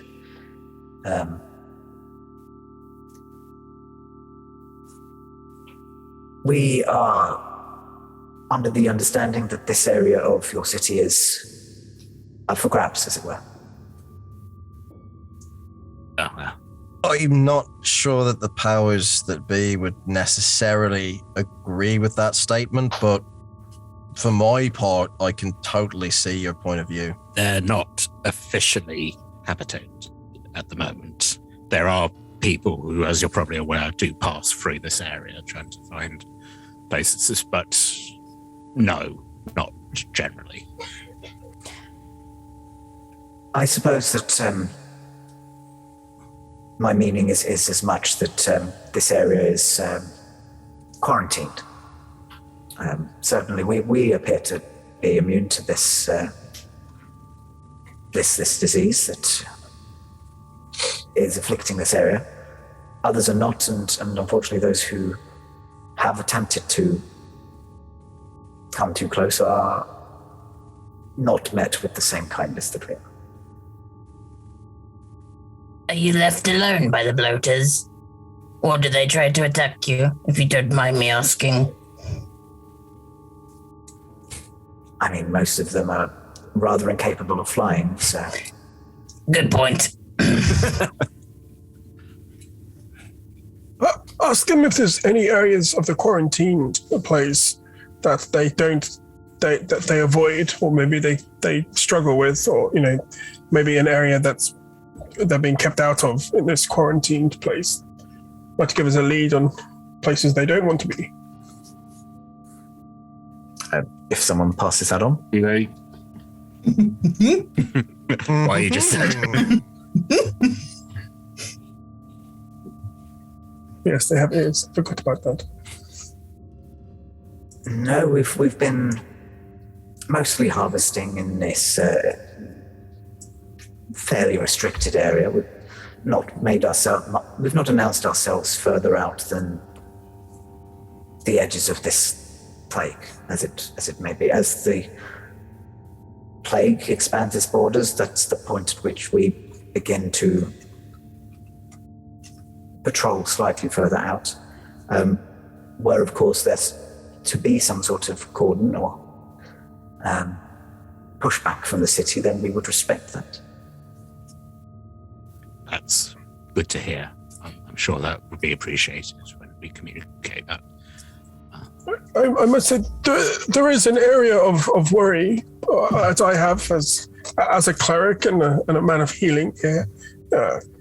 Desecration of bodies, you're being respectful. I can relatively see that. So no issues with you there. But there is a limit. There aren't vast quantities of people moving into the quarantined area and becoming infected. And every day we are taking strides and curing and making people safe. So you are expanding greatly, yes, but your ability to harvest eggs or eyes from the bloaters will diminish rapidly as you are so very fastly building up your civilization. You can't stay here forever, and you are currently doing us all a favor by keeping the bloaters from spreading out of the quarantined area. So I don't imagine anyone would mind you staying there, but the size of this colony and the size of Neverwinter, unless there was suddenly a massive rise of infected, which will not happen, and your days are numbered here. What are your plans for that? Because that is what the city will want to know. When your food source here runs out, what happens to the rest of the city?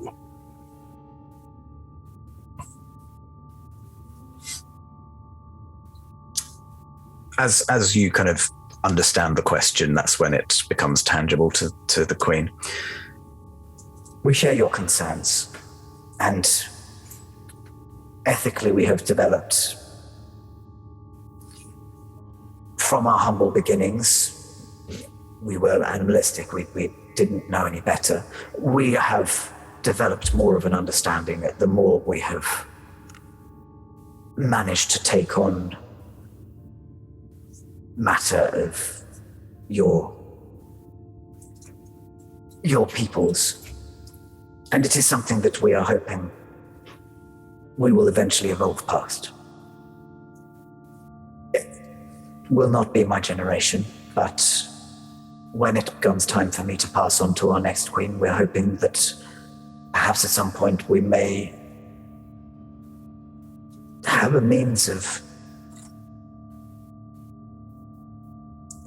reproducing that is not abhorrent. Noted and appreciated. Thank you. Is it rude if I ask how long you live for? I'm sorry if it is, but I'm curious now.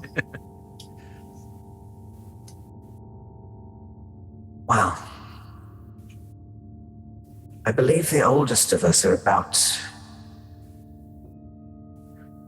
Let's put it this way, the oldest of us have not yet died. We are aware of our emergence merely 2, perhaps 3 months ago.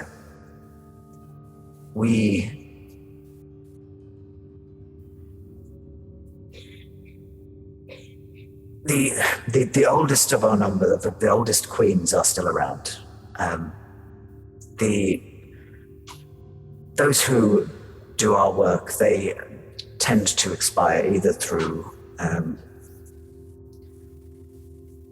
malnourishment, seems to be the way, but more interested in keeping the young fed than actually sustaining themselves, or through interaction with those who do not want for us to nest here. That said, but my brethren with the my emissaries, the limits of their age has yet to be tested. We are hopeful that they may perhaps possess some longevity similar to that enjoyed by yourselves. Well, hopefully not the same as us two.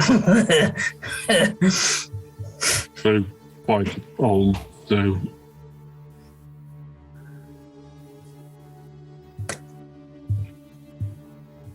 But yes. So, I hope that I have been able to answer your questions.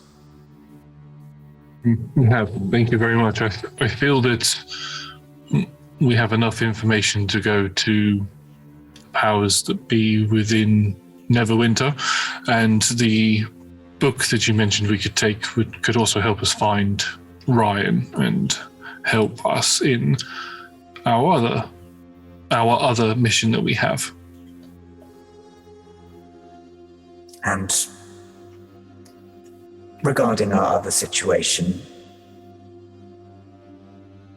we obviously at the moment are very dependent on there being infected people. And I appreciate that you do want to find a cure.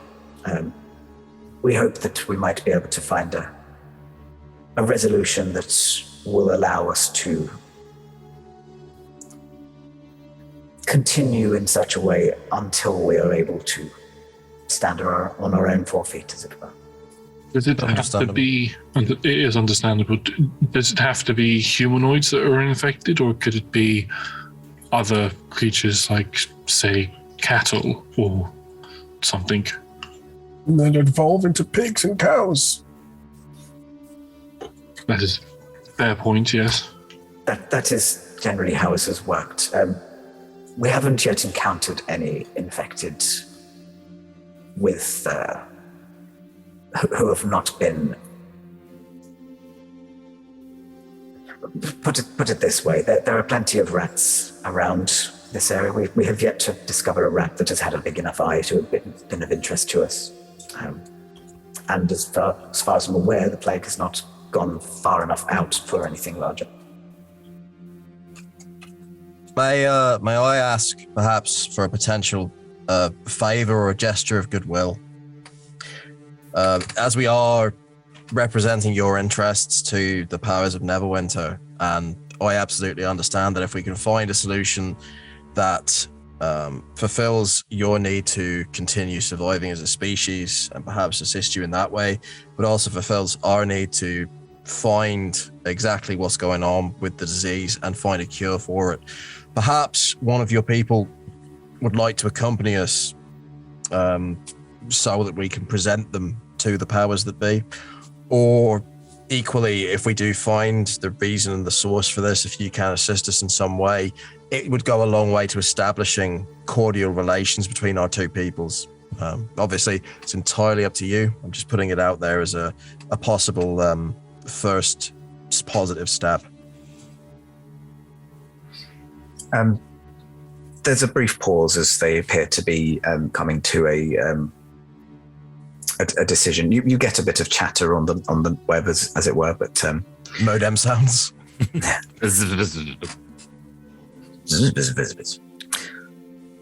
That would be acceptable.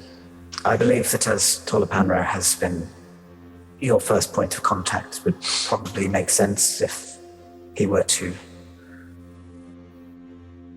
accompany you outside of the range of our people. Just in case we do get attacked by somebody, is Tolipandra capable of defending themselves? Unlikely. Right. Okay, so Oh, Eltron was kind of hoping for one of the big cart-sized beefy boys, but okay, we'll take C-3PO. It's an escort mission. My ears and whiskers. What is the range on your kind's telepathy?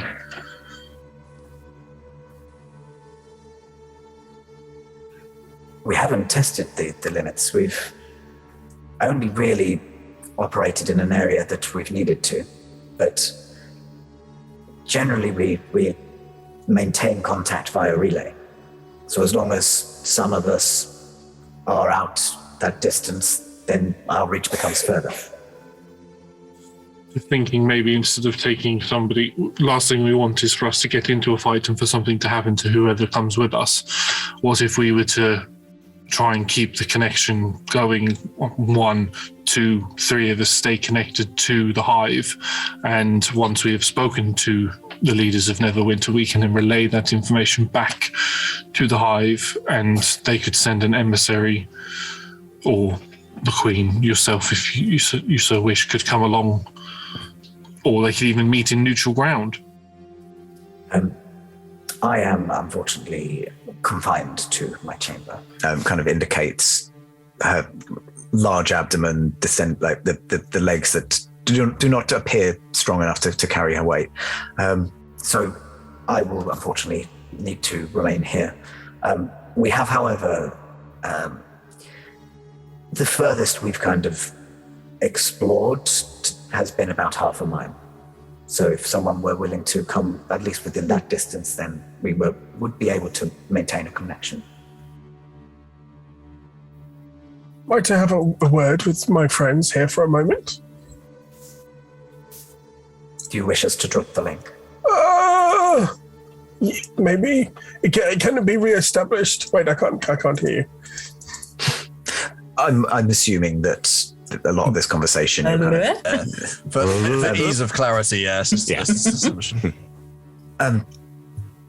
Yes, of course. As long as you're willing to re-establish the link, we can do so. We'll give you a wave when it's time.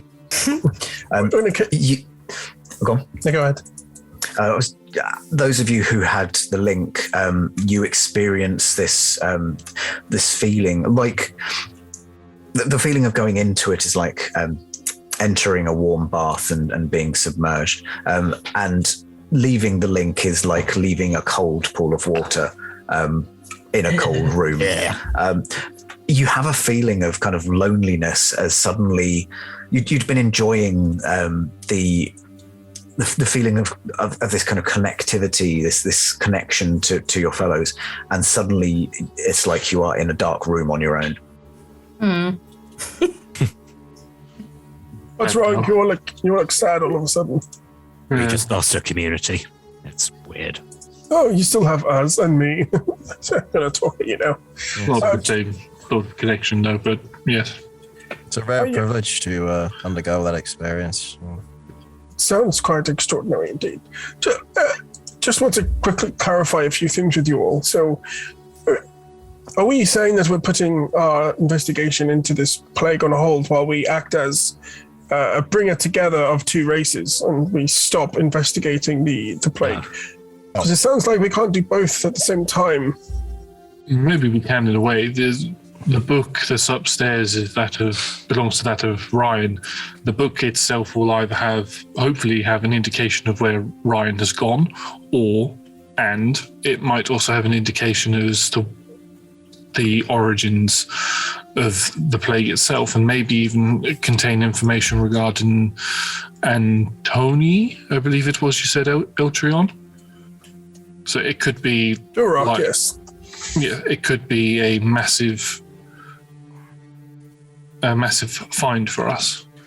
It could be, but whatever happens, if we're going to be escorting an unknown creature into the masses, asking leadership for an audience to then discuss bringing these races into the fold and having it's going to take time and a lot of it. I don't imagine our involvement would be for every step of the process. I would see it as making an initial introduction and establishing contact, and then allowing those whose sole purpose and focus is diplomacy to get on with it, having made that initial step. I think it might help us down the line with our purpose of stopping the plague to have people on the side, possibly within the city itself. But I completely agree. Yeah, we don't want to use all of our time and resources on it. Sorry, Giacomo. No, I was going to say it's also useful if we go to the leaders and say these zombie-like creatures are not the cause of the plague. Yeah. They are they are building off it, but they're not, as far as we can see, they're not our enemies. The last thing the city needs is a war.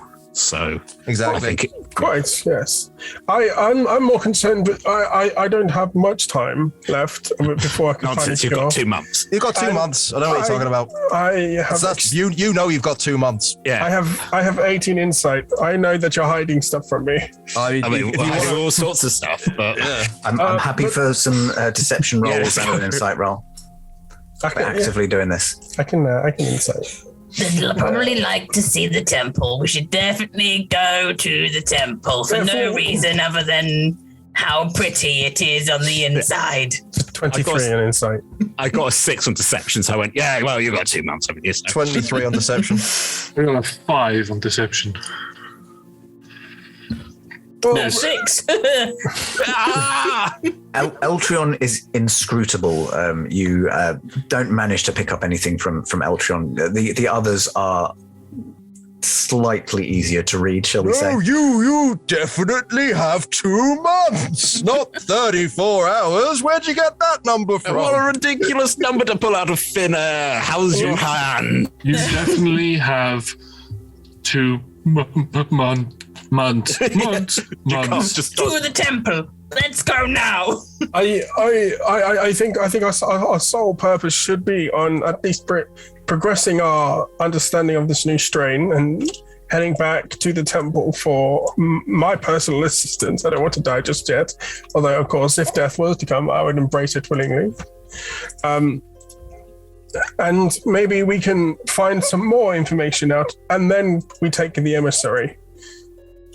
I don't see why we can't bring the emissary back to where we're already going anyway. Explain the situation so that we don't end up in an armed conflict. Because let's face it, if somebody ends up attacking the bees and we've said to them that we're on their side, then they might take that personal against us. I understand what you're saying, Rex, but an hour ago it was all, let's take a rest outside, and now suddenly we're up against the clock. We're going to the same place. Well, we are, but also I really think you're underestimating the fact that people aren't going to be wanting bodies to be used to fuel a new race. That's not going to be well received. Trust me. Don't have to tell them everything. Well, you're taking an emissary, and they've all been very honest with us. So unless we ask them to lie, which would be a cardinal sin, of course, then... People... And I just look at the three of you like, a sin to lie. I'm not lying. I'm just very uninterested. I mean, and people might donate organs or blood. I don't know science, but if you were saying, would you be willing? There might be people who might be willing, people who don't hold the body as sacred, to donate. We can try. We could say, and who knows what else these interesting, fascinating creatures could teach us now they're here. It's a feather in our cap to establish contact with a new species that's never here before had been seen. It's above my head, Rex. I am a humble sorcerer, and I don't know about the rest of you, but my field is not diplomacy. He's golden arm. He's great. My field is not diplomacy, and there are people way above our pay grade. And I'm just saying we hand this off to them, and we don't leave it as somebody else's problem until we give it to the right people.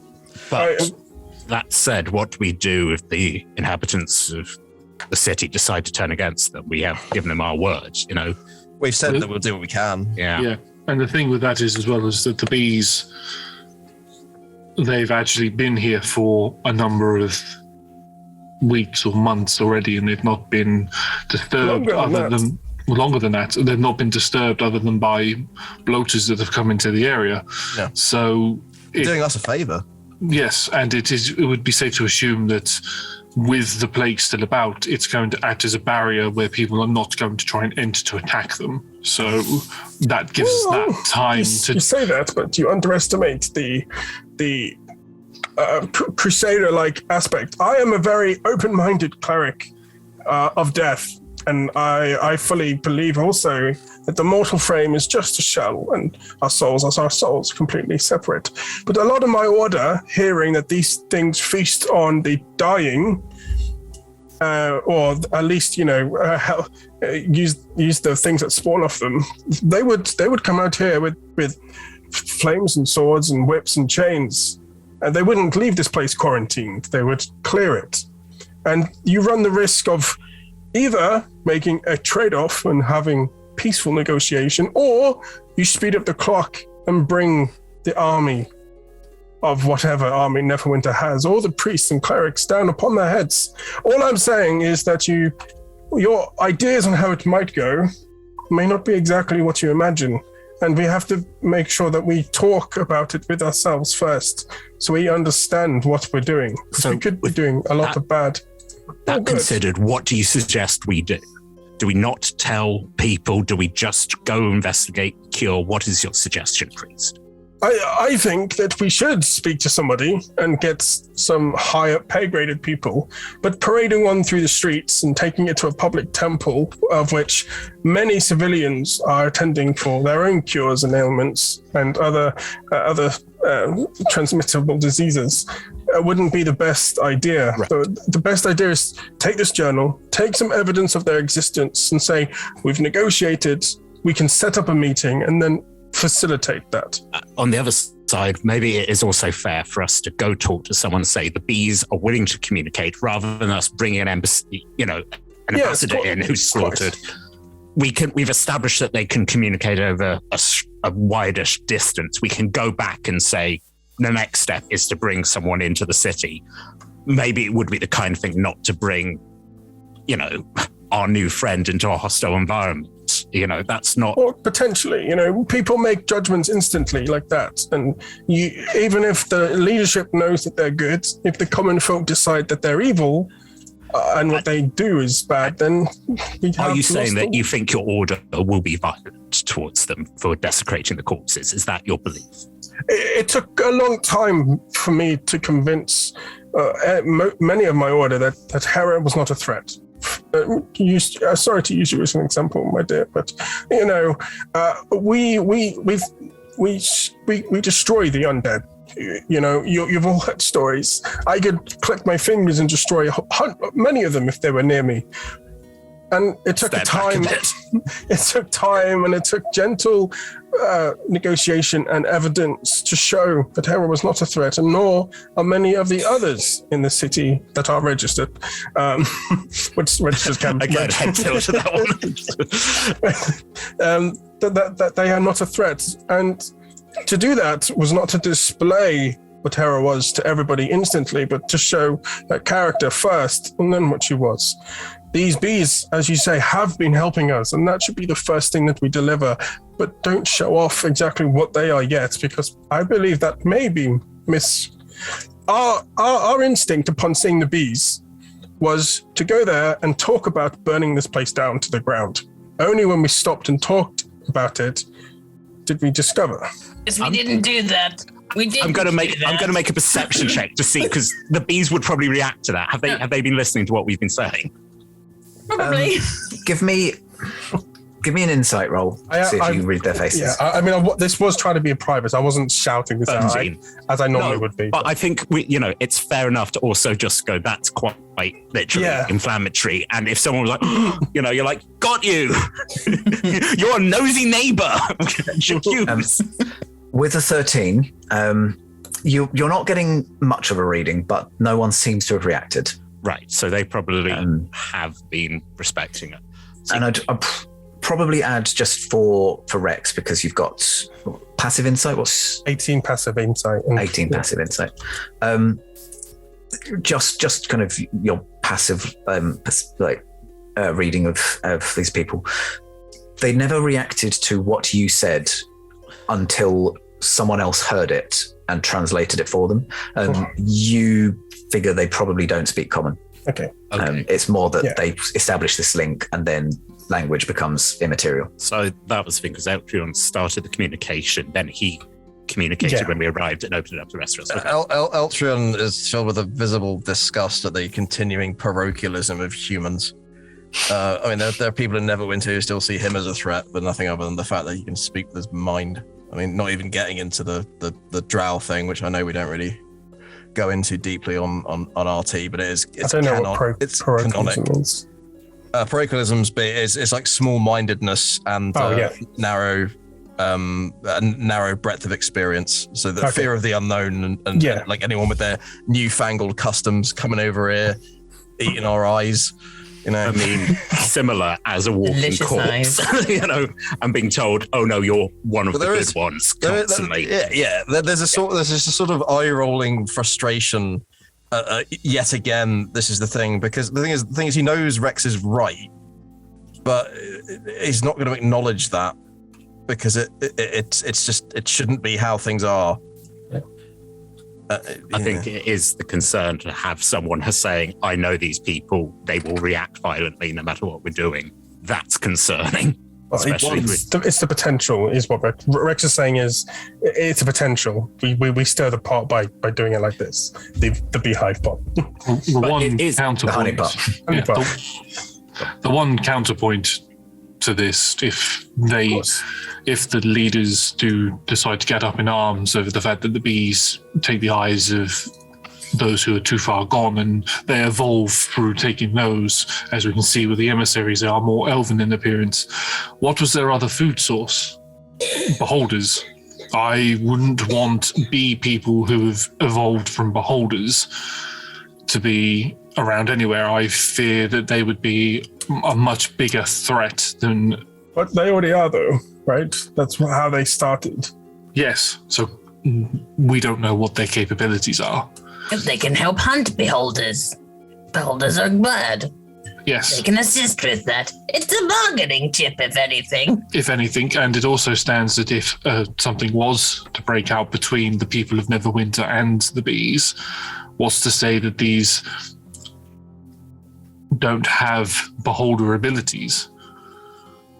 Also, they are here. They're under the city already. We're hearing about other, there's other queens. We don't know how far they're going. Whatever's in that chasm is interesting to them as well. What's down there? They are an intelligent and a good thinking species who have done nothing other than to offer us goodwill and safe passage. They could have attacked us. They didn't. They could have killed us. They didn't. Why are people so continuously afraid of the unknown? They have just as much right to existence as we do. I completely agree, and that's exactly why I want to take time, because I truly believe that these creatures have the capability of greatness and goodness. And I look at just by what they want to achieve is commendable, and we should help them and side with them if we need to. And I'm prepared to do that, don't get me wrong. But people are powerless. There are many civilians who do not know how to wield a sword or cannot withstand a blow, or they don't have strength. And when you are lacking in strength, you fear those that do, if you do not understand or know what they are or what their intentions are. The population's already terrified. They are. They have been through a lot.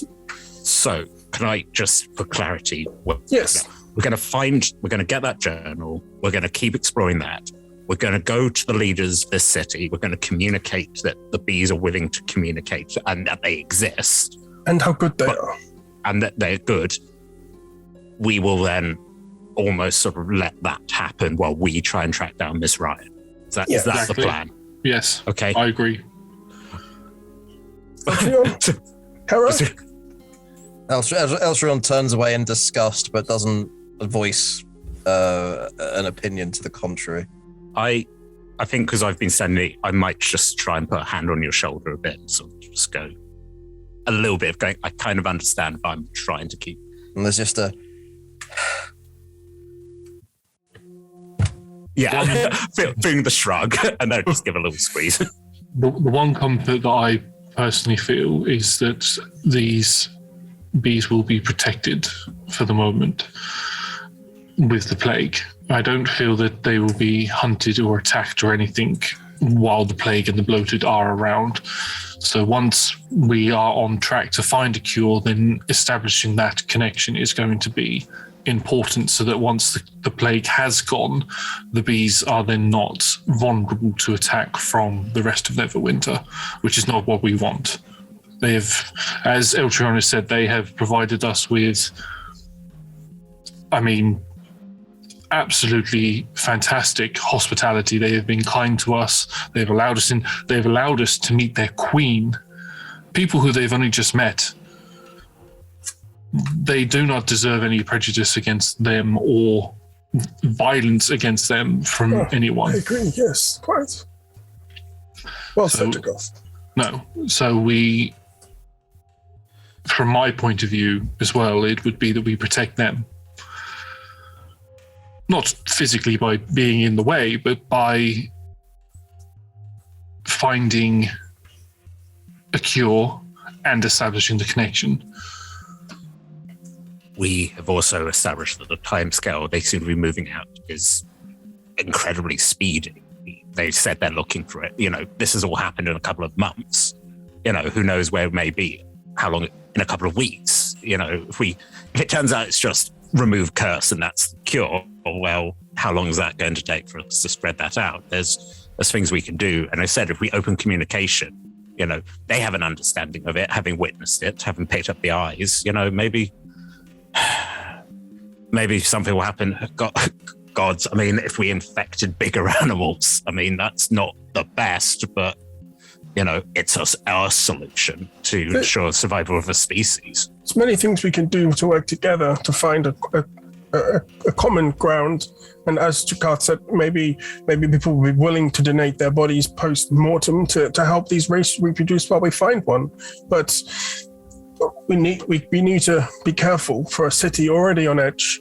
And I'm saying that out of pure want for this race to thrive and to continue. One thing that yes, that's what we want. Yes. Thriving's good. One thing that I would like to point out is that this new strand of the plague, it's this new strand of the plague that is providing these eyeballs, which they are then harvesting. From what we have been told since we have been here, when they came to this plane, that wasn't their primary way of reproducing. They had another way of doing it. Yes, and also as they evolve, and to be a bit crass here, if you don't mind, Hera, cover your ears. They are evolving more humanoid features. The more they use humanoid creatures to mutate and to evolve, maybe reproductive organs will evolve along with that in a way for them to store eggs inside their body instead of plucking them off. But that's research for later down the line. Harry, you can uncover your ears now. I still think they might be connected. He wants to know if bees have penises. Just let me say. Penises? Can anyone detect latent magics or have any spells in that regard? Because I don't think these creatures can be natural. A good psionic race is like as rare as a diamond shite. Is it? I haven't traveled much past most creatures with psionic abilities go beyond the simple moral pluralism of good and evil. The dichotomy is boring to us. I have to remind myself constantly that the morality that you people engage with, it's just a smaller vision than I have. When you're part of something bigger, you forget about the individual drives and desires. It's hard to explain. I understand. If you felt part of the connection, Rex, if you'd been in that psionic mindset, then maybe you'd be on that level. The others, you might know what I'm talking about. I know it was a good feeling. Yes, I think it's best. It felt like you were a part of something, that you were a part of a family, a unit. So, but we have a time frame that we have to stick to help Rex. We know where there is information that we can use. The book. Should we bid our farewells, go get those things, and then move on? I think we've established diplomacy here. I think that's good. Goes with our heads now, doesn't it, people? Yeah. It's not putting our heads down, I believe. I mean, it goes higher up the chain. Oh, yeah. Well, yes, that's the intent, right? To get this journal and to make sure that this goes higher up the chain, and also for to be available to facilitate whatever is needed. You say that above your pay grade, but right now, Eltrion, you are the first contact. There is no one better suited for you to do this than you to do it. And had I a louder voice than I do, I would bang my head against a wall to ensure that. But that would be the case. You know, Father, if someone wants to increase my pay grade, I'm always willing to take on extra responsibilities. But I think we're in an accord of our next course of action. Maybe quite, yes. But in ensuring that that this goes as smoothly and as safely as possible for this. The word that came to my head was very inappropriate. This budding race is my primary concern. Guess is in chat. I'm afraid I have a feeling that the disease is starting to take the priest. He's starting to giggle uncontrollably. Let's get him back and heal him. I think that's the best idea. Well, let's communicate to these. John, if you aren't happy at all, don't do this. If you're not happy, I spoke this out to facilitate conversation with us, and I want you to be on board with whatever. We came here following you. I don't have to be happy with you to agree with you, Father. Okay, that's very understandable. You know, But it would be good if we were all happy with each other, as we have to work together, though. So I understand the reasoning. My discomfort is not aimed at any individual. It's a general dissatisfaction with the state of the world. Oh, yes, well, it's a heavy burden to bear, Eltrion.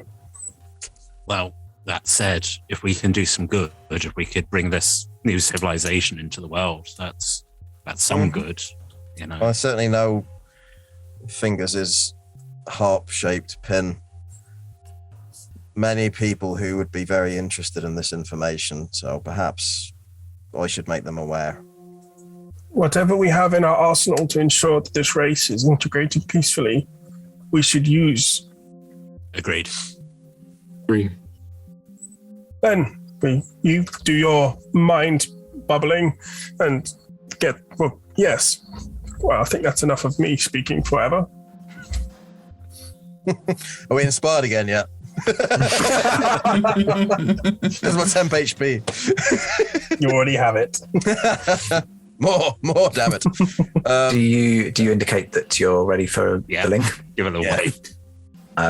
Wisdom saves for all, or you can choose to fail. Fail. Fail. I will also link with them. You will. Hearing Eltrion saying that I should experience it, I will do it. Okay.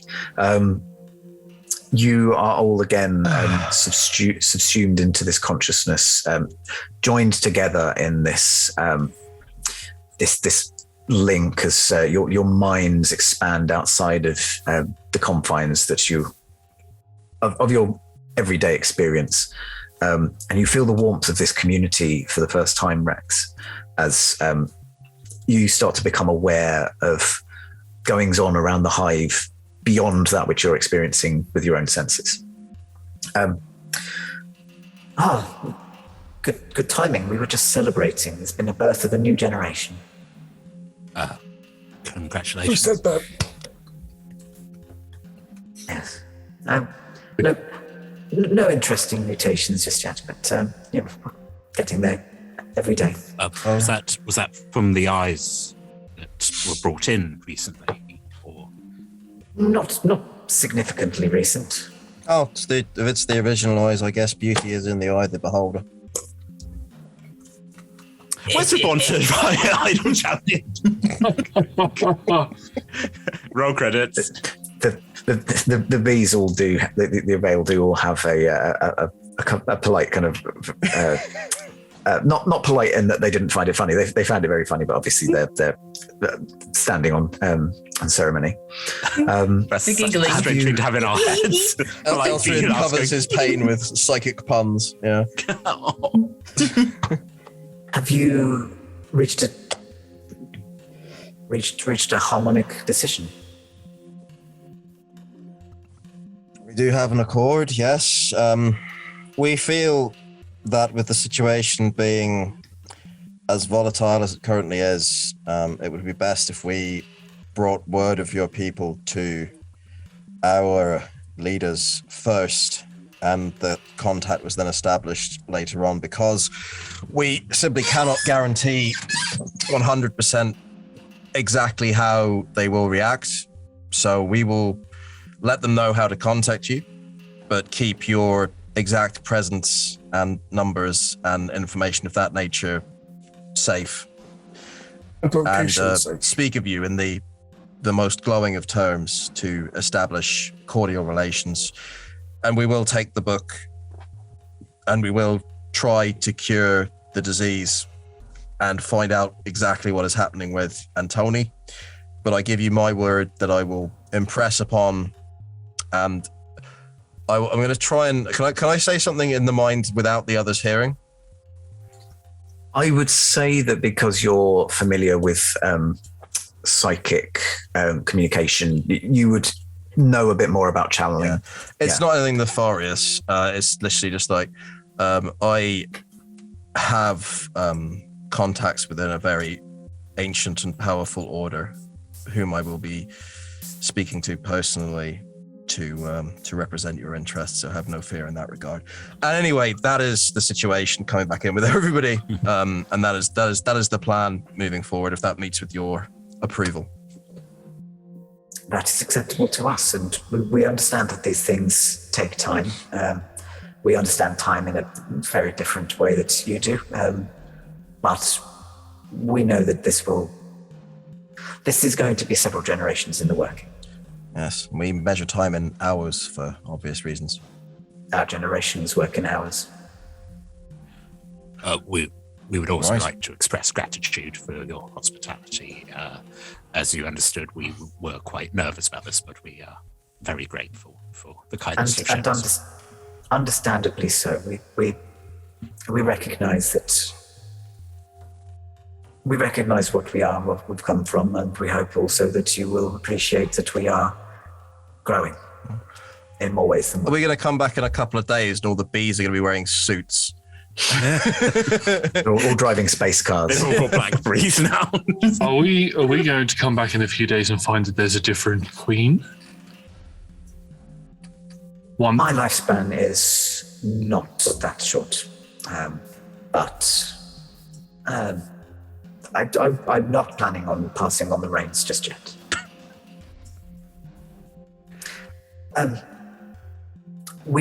While you were communicating, we had a bit of a discussion ourselves and thought that perhaps one way to facilitate communication would be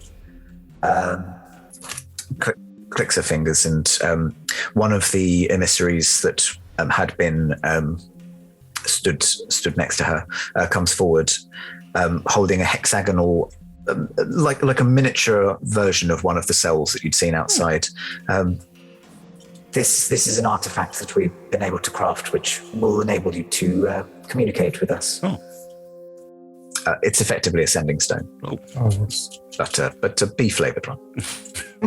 Don't click it. It's too late. It's in her mouth. She's gnawing on it. If nobody objects, here are my objects. I'll take it. You've got to take it out of her mouth, my friend. I will try. It's very sweet. Use my psionic mage hand to slowly nibble, like. As you do that, the bow Shoving goes some there. cheese in there. There you go. There Too you go. strong. But yeah, no problem with you. The old cheesy swipe. Not the halfling cheese. It's how you give your medicine. You put pills in the cheese. Like, oh, there you go. Yeah. Harfling cheese, the taste of Gamgee. So all I could think of was Brilbo Baggins. Reebo. Yeah. Free gift. Hashtag probably not a free gift, but if I had my way, free gift to the best cheese halfling pun that's currently in the chat. You've got a week, chat. David's respect, a gift that you can't put money on. Yeah, I mean it's invaluable. Yeah. We're more than happy to escort you out, or you feel free to leave yourselves. Forgive us, but we will know exactly what you're doing. Sorry, whether we go with you or not. Sorry, Sean. Edam-wise gam cheese. It's up there. You might get your own respect there. Carry on. You get to respect yourself. And that's the greatest gift of all. I would appreciate an escort. Yes, please. Yes. Quite.